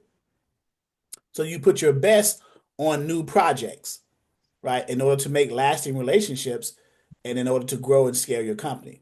So, Yeah, it makes sense. all right. So that is the process there. Interstate, intrastate insurance. The difference is the what you're traveling. Interstate is basically crossing state lines and traveling. So the greater distance you're traveling, I want to say the greater the requirement of the insurance coverage, but that typically usually what it is because if you're just traveling within your state and you're not crossing state line, your risk goes down in the eyes of the insurance company. So just like Cherie said, the greater distance you're traveling, the greater the risk because there are other things that can be involved in that, right? So look at it from an insurance provider's perspective as far as giving quotes and things like that. These are some of the factors that have to go into play. What is your risk tolerance to them in their eyes to determine what the quote will be, right, Cherie?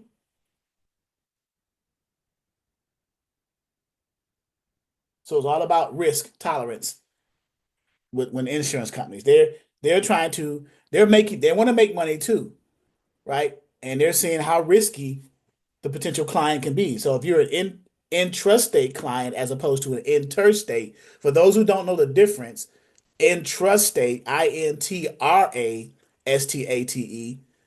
is are drivers who only traverse or transport freight only within the bounds of their particular state. Like for example, Texas. If you are an intrastate Texas carrier, you're moving freight. You have a DOT running in the state of Texas. If you are an interstate carrier, but you're based in Texas, but you have an MC and a DOT, you are an interstate. You can not only move freight in Texas, but you can go outside and touch all 48. You can travel out, but Lord knows your insurance numbers are going to be a little bit different because you are going into other places, right? Your miles they're higher, you're increasing, so the cost changes. Okay, so so sometimes you want to look at it from the other side, the other perspective to kind of bring home the point, right?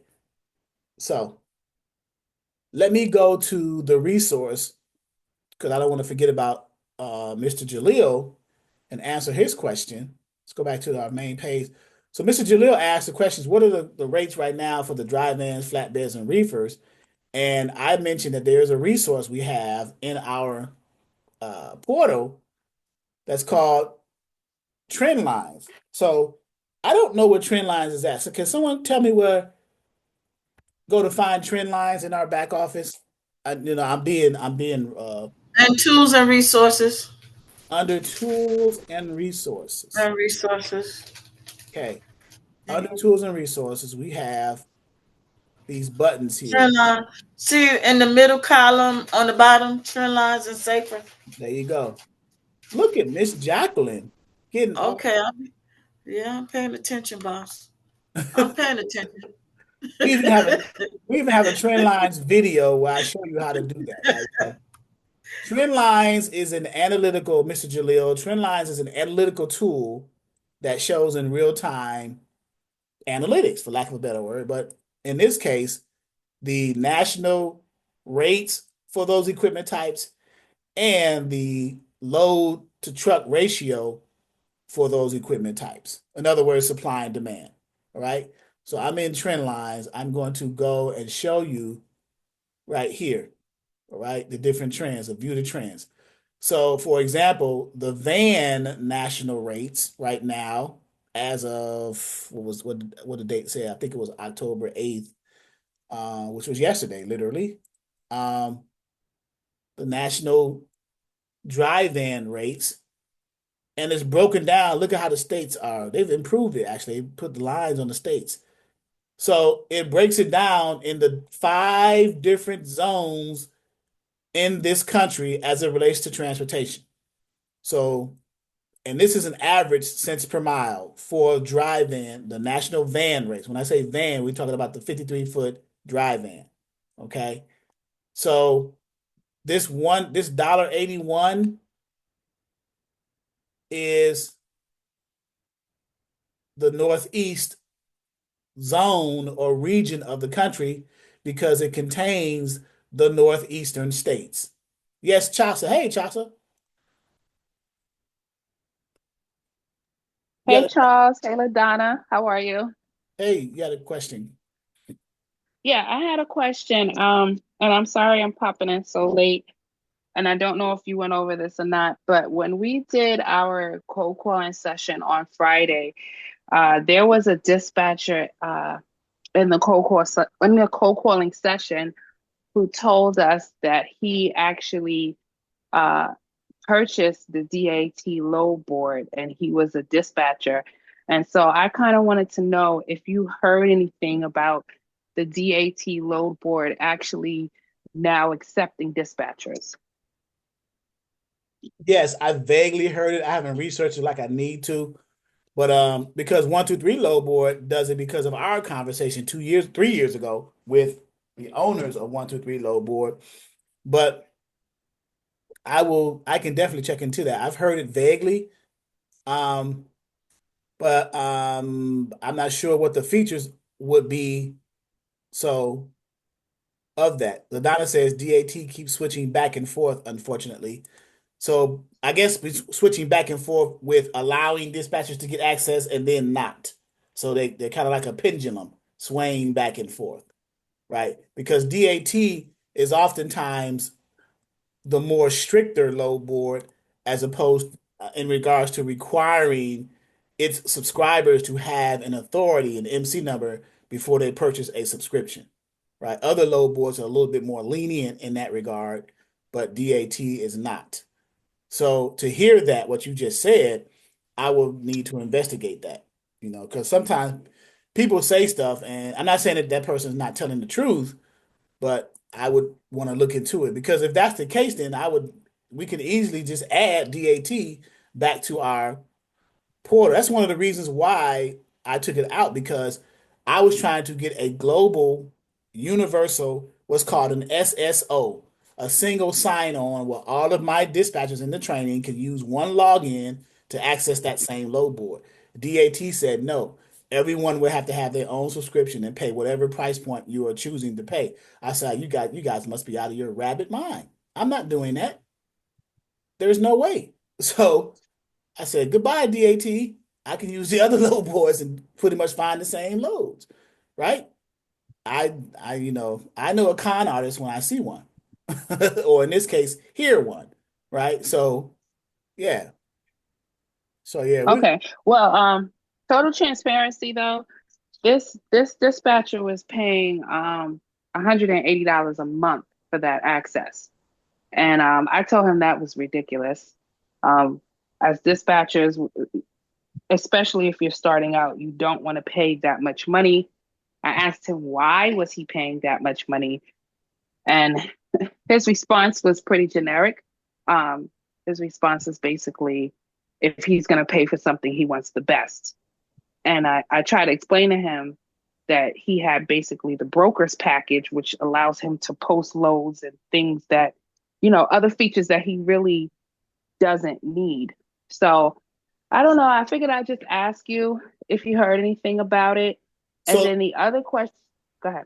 so before you get to the other question, let me say this. So, and I don't want to bust nobody's bubble on this because I may make this video on our YouTube channel a little bit public so everyone others can hear it. But DAT is not the best load board. I'll repeat it. DAT is not the best load board. It is the I'm most listening. popular.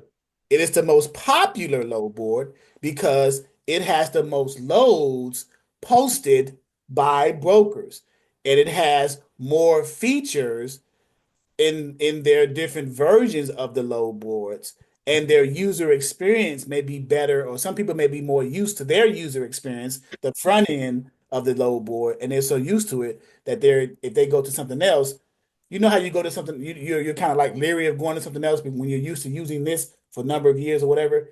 That is the stigma that goes on with DAT, unfortunately, right? But there are other load boards out here that provides the same level of service as DAT. They just don't post as much loads as DAT, which is fine because as a dispatcher, how many loads you need for your carrier at a time? One. One. So who cares if DAT got a million more loads? And you just find your carrier one load, you good. You just keep doing that.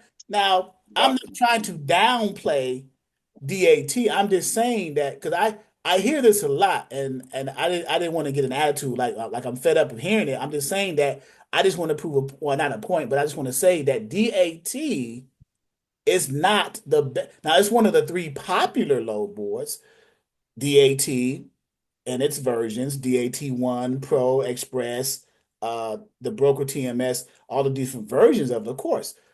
And then you got Truck Stop, Premium Pro, all this versions of truck. It used to be called Internet Truck Stop, classified probably categorized as number two. And then coming in a close third is 1, 2, 3 load board, the standard, basic, premium, and premium plus. So, but they have some of the same commonalities in all the load boards, like we went over earlier. We just went over Nextload. Some of the things Nextload just did when we did stuff in real time and we did the filters as we put things in, it gave you real numbers and how the load shrunk and everything got more granular. DAT does not do. So it's a matter of opinion but in order to people to make that assessment, they would have to see the other load boards and go through their user experience with those other load boards to make a fair assessment to say that DAT is the best. And a lot of people have not done that. So that's the problem I have when they say DAT is the best. They're just hearing that. That's just hearsay. They're hearing it from other people. They may not have had the experience of going through DAT. Some have, of course. I can't say that all people have not been through DAT, but some people may just say hearsay. Okay, well, since you said DAT the best, it must be the best. Well, no. Go through the experience first and go through the other load boards, and then you have the right to make that assessment, right? So, but I what was want your other to question, say Chelsea? something about DHT before she go into her next question. Yes. Today I had an issue with DAT. It's funny that she said that because I was trying to sign up for one of the one of the programs, and I had my VPN on, which I always have it on when I do everything on my computer, but it caused a problem. And when I called them, they said I had to have a carrier on the phone. So I got the carrier on the phone. I called them back. when I called them back, they denied me straight out from accessing their load board because I had my VPN on. And so I was telling the lady I wasn't aware. I was like, well, I didn't know. Like, there's nowhere on your website said don't use your VPN when you come over here or whatever. And she was like, yeah, so for future references, our load board, our site don't allow people to use a VPN for the protection of the carrier, which I understand that because there's people out of the country trying to, go on and bootload, scam, all kind of stuff. But I was upset. I ain't gonna lie. I was upset because I'm like, I'm trying to get familiar with the load boards. And like you said, they have a reputation for being the best. So I wanted to try them out, even if it was just this for 1 month or whatever. But yeah, they denied me because I had my VPN on. So as an IT person, here's a workaround of that. Turn your VPN off, get a subscription to DAT, log into it, turn your VPN back on. Now you're behind that firewall, that virtual environment. That I can't even, when I was trying to log, so I didn't even create an account. I didn't never pay for it. They tell you to set up a login first. And when I set up my login, it wouldn't carry me to the next page so that I could pay. So that's where I ended up calling them. And the lady did tell me, she said, they automatically block your IP address so you can't get in. So it's a procedure that you got to go through like to get in. So right now they're doing their investigation to make sure like yeah some things, but I was like it wasn't no things. It was just my VPN. I mean just be straight up about it. So because they didn't even want to tell me why I was denied. I'm like yeah y'all can't tell me why I can't get in. She was like no unfortunately they didn't give me that. I was like so I had my VPN on. Is that why? Oh yeah it was because of the VPN, but our site don't allow you to use your VPN. And even if I go back and do it like you said, they're gonna block me again. She already told me. So have you guys heard of a site called Hooer.net? I haven't. Let me go give y'all some game real quick. Hooer. Hey, why are you doing that? What is VPN? What does that mean? That's a virtual private network. It's like a firewall. It puts you in a certain environment and protects you from the space that we call the internet, where a lot of black market stuff goes on. So the internet is dangerous because a lot of things go on out there. You can get viruses and all this other stuff. When things come to you, when you go out into the internet to go out and go to a website, you type in the website www.whatever.com. You are leaving going through your router and going out through the gate, what's called the gateway, into the internet, right? Okay. And then you're going to get some information and bringing it back into your environment onto your front page, and you're viewing, like for example, we go to google.com, right? I type in google.com from my computer. It's going to go through my router out the gateway, the back end of the router called the gateway, out to the internet and return the web page google.com, it did it in seconds, right? The internet. Okay. A VPN does that in a virtual environment to protect your real network, your real network at home. That's what a VPN does. It's a virtual private network that's Okay. that's in front of your network, but it gets out. Okay. It's a gateway. The VPN is between the internet and your local area network, your local network, your home, right? So that's how that works. Okay.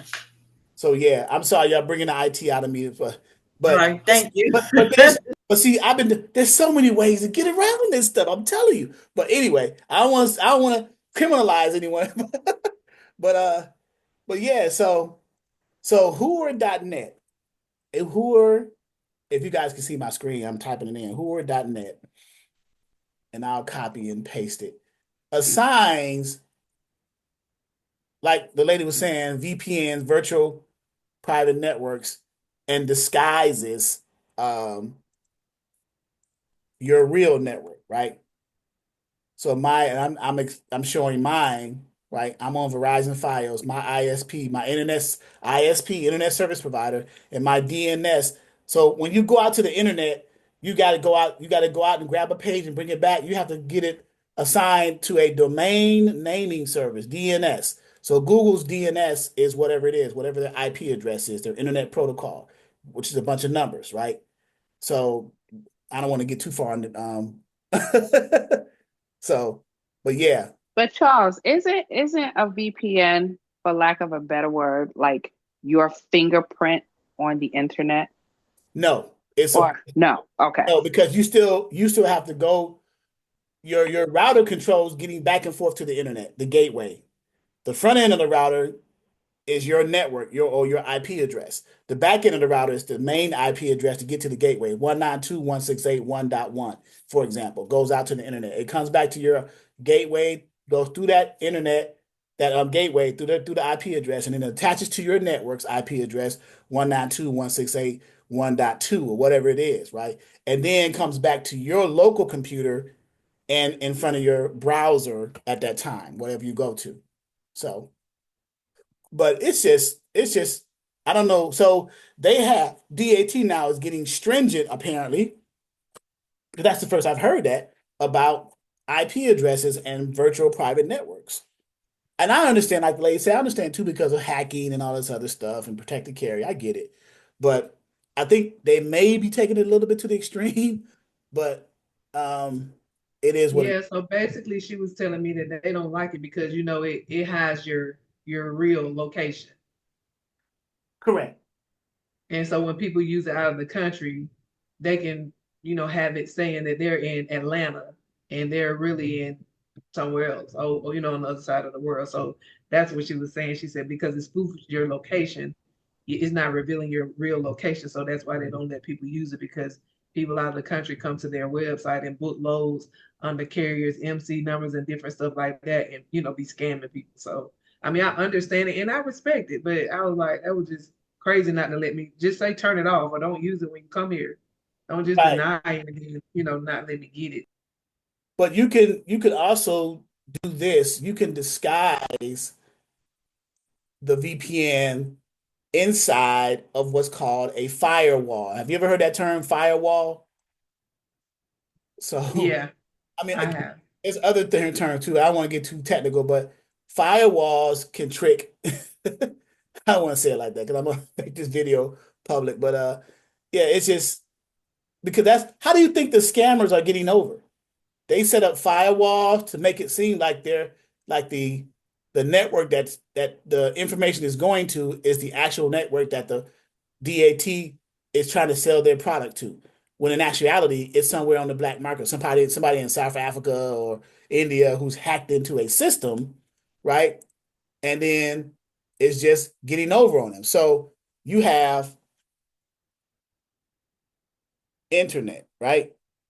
And how you get from the internet to your computer, your local area network, LAN, which is your desktop that you're viewing me on now on this Zoom. You got a desktop, laptop, or whatever you're doing, tablet or whatever. You got to go through your router, right? To get out the gateway to get out to the internet, right?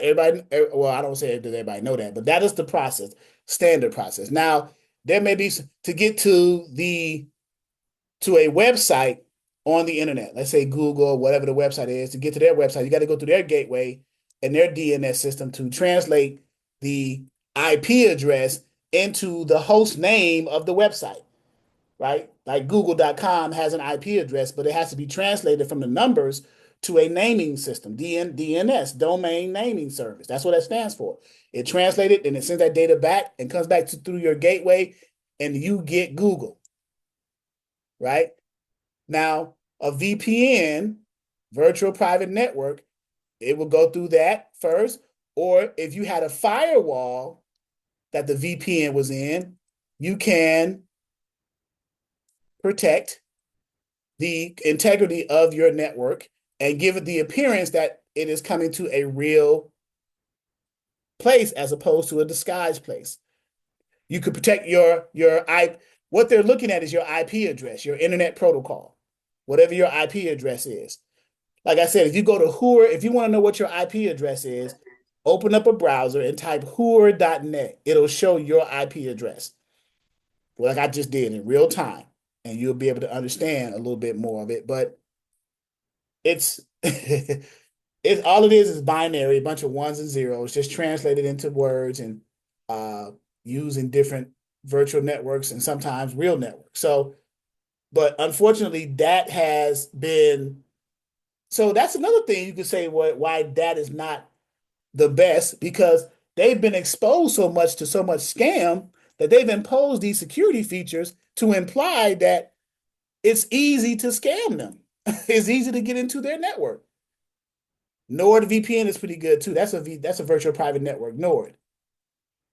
So you see, so we can kind of surmise that that is not the best, because there's more hack stories about that than there is truck stop and 123 low board. So how can we qualify and quantify that as being the best? Let's think about that for a minute. How? If they're getting hacked the most, they can't be the best. If you're the best, you're not getting hacked, or you're not getting reports of that stuff. I don't hear anything about 123 low board going through that issue, or even truck stop.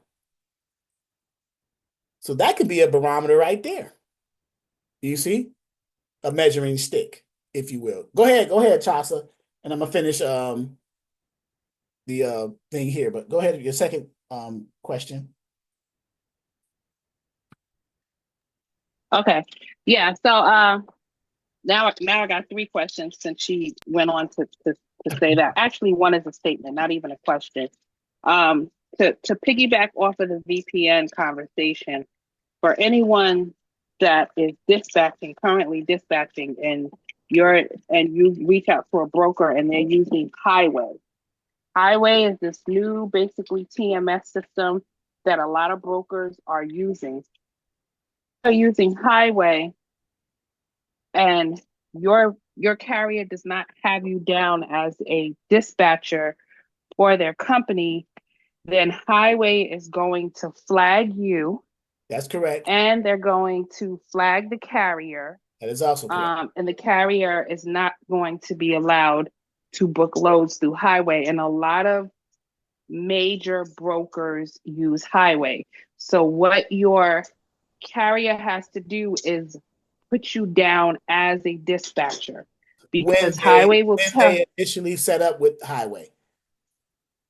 When they initially set up with Highway, or if you come along, down the road, they just have to make sure that they put you as a dispatcher in their contact information, because Highway will be alerted and say that this carrier is registered to this IP address, but this dispatcher is using this IP address, and both IP addresses need to be the same.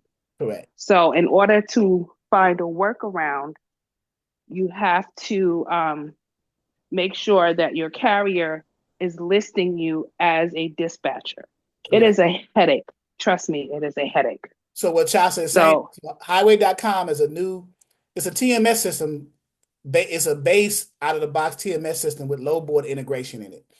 And it's becoming popular like real fast, rapidly, because of, like she said, a lot of brokers and 3PLs that I know of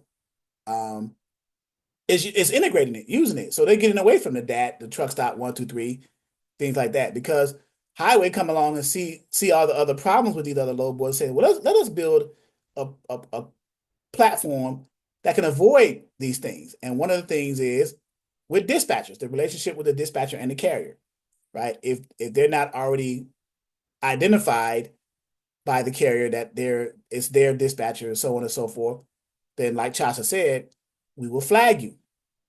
And then I didn't realize they were going to flag the carrier too, because the carrier is paying for the subscription. But yeah. So yeah, that was a real big headache, because I was dispatching for multiple carriers.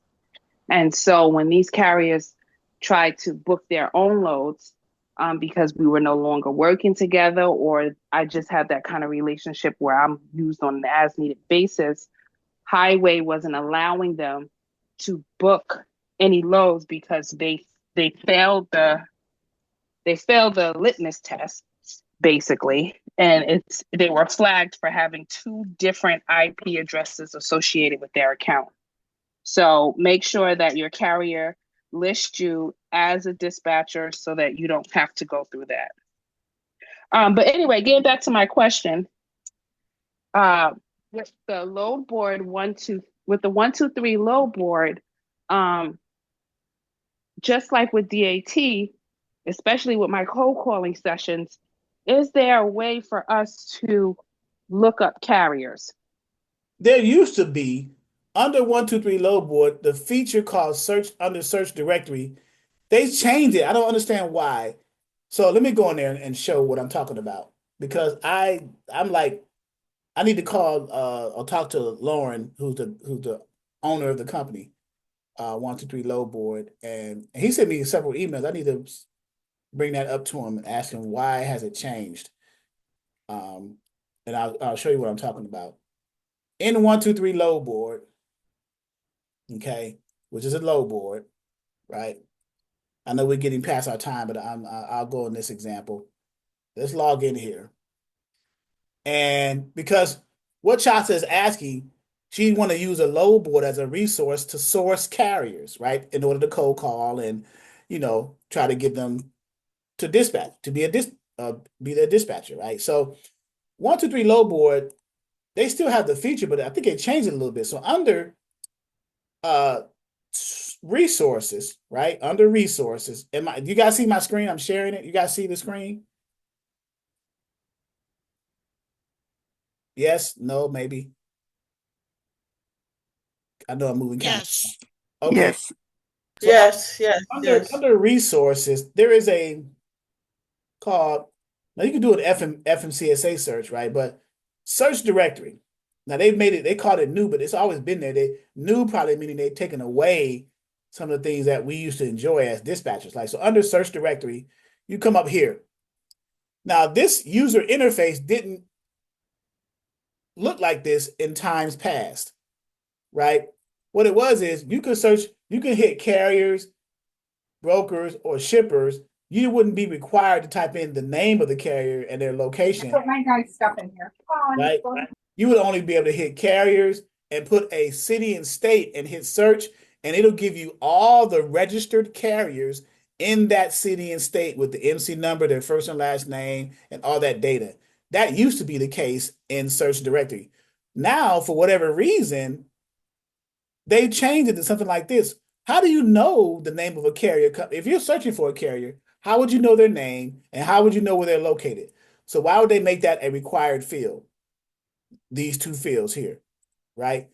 That's my problem with the search directory, Chasa.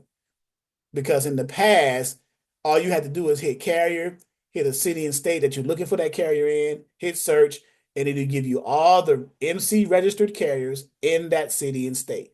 So I'm going to email Lauren and ask him, why did you guys change that? Because that was a good feature of 123 load board, and see what his logic is behind that. Okay. Because I'm sure you've used it in the past, and it behaved like what I said it did in the past. So how do I locate the modules? Okay, let me answer his question. Quality transportation. Do you have access to the back office portal? In other words, do you have access to this area right here? And you can unmute yourself. Quality.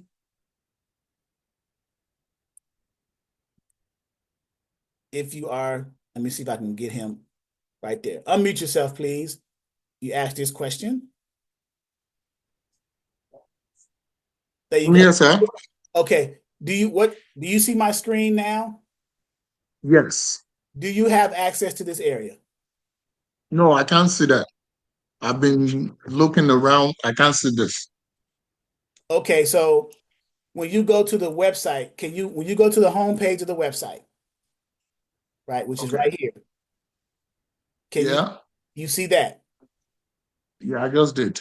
Okay. Now, Dispatcher 101, you hover your mouse over that, you see it drop down with other options. Do you see that? Dispatcher 101 training, learn. No. So at the top, you see these headers, right? Home, merch, okay. services, Dispatcher 101, Freight Broker 101, and Exodus University. You see the headers at the top? Yes. Okay. Hover your mouse over the one that says Dispatcher 101. Just don't click it, just hover your mouse over it. Yeah, And you'll I just did. you'll see a drop down of other options, correct? Yeah, live Zoom training calendar. Correct. So select the one that says Dispatcher 101 main menu page. Click that one to see what, Oh, okay. okay, and what do you get? Right.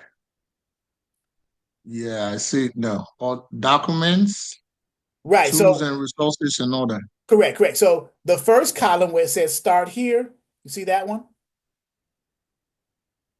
With orientation, ebooks, business information, and all that stuff. Yeah, the first one. Right. So let me ask you this. Are you looking at this on your phone or a computer? I'm looking at it on the computer. Okay. Still So looking to under you. under where it says start here, the next section says self-paced modules. Module 1, 2, 3, and 4. That's where the modules are located. Okay, okay. I can see it now. The carriers on Right. board, Right. Gift loads. carriers, Okay, load board, book loads, and invoices. The four modules. okay, That's where okay. they're located. Okay. All right. Thank you, sir. You're welcome. You're very welcome. Yeah. All right. All right, guys. Any other final questions before we get off tonight?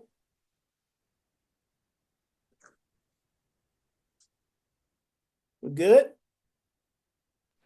One quick question. Yes, Miss All Shirley. right. I'm gonna be real quick. I got a notice that says update required biannual MCS 150 currently due. Is this legit? You're a motor carrier, right? My husband is. Yeah, you had to every 2 years. I think it's biennial. Every 2 years you have to update your MCS 150, your DOT information and all that stuff. So yeah, and if you are not sure, just contact the FMCSA and they'll definitely verify for you. But yeah, Right, exactly. a biennial update is true for the MCS 150. You have to update it every 2 years Okay, thank to you. be in. LaDonna, is that correct? Every 2 years to be in compliance?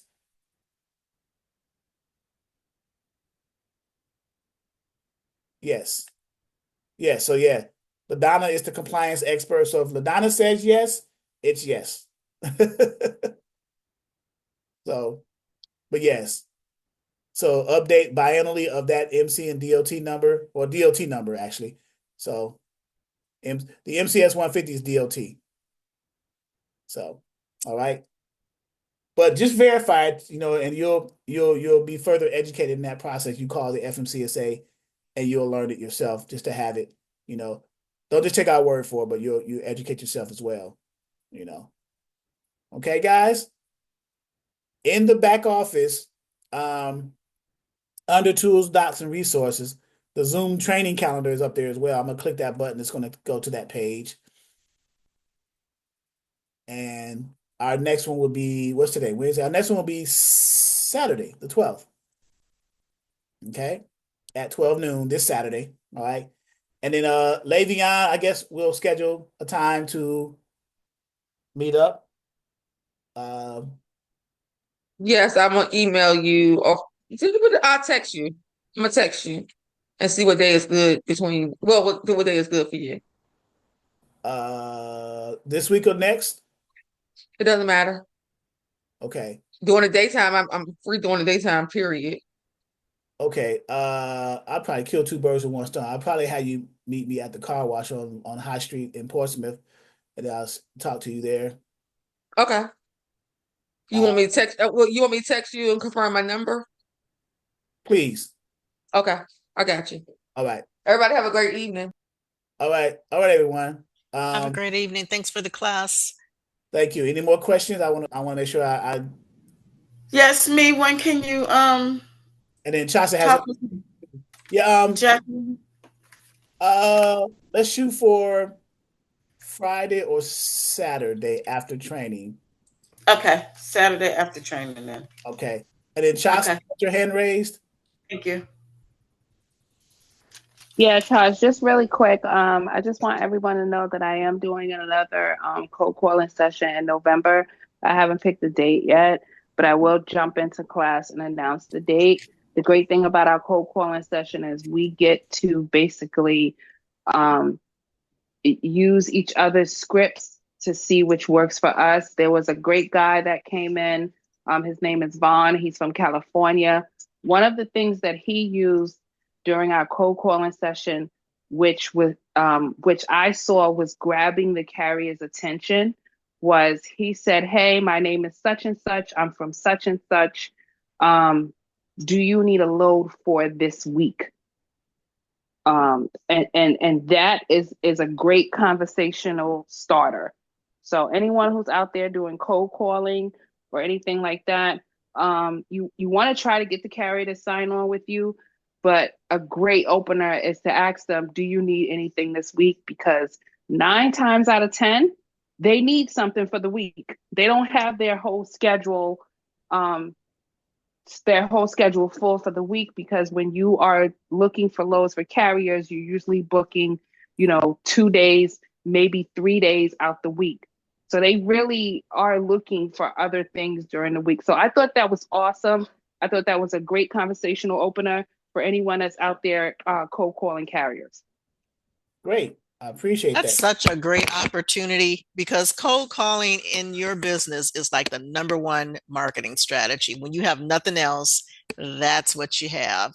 And when you master that, you're going to end up with a lot of clients. There you go. Thank you, ladies. I appreciate it. And I hope this training tonight helps someone. We get one person to advance in their next level of understanding. We've accomplished something, right? So, all right. I will see you guys Saturday at 12 noon Eastern Standard Time. Of course, I can be reached, as always, with my contact information. Adana usually puts it in the chat, and then it's on the website, and it's all over. So I'm very transparent. So reach out to me if you need anything, any questions, any clarity. We go from there. All right. Enjoy your evening. Thanks, Charles. Thanks, LaDonna. Thank you.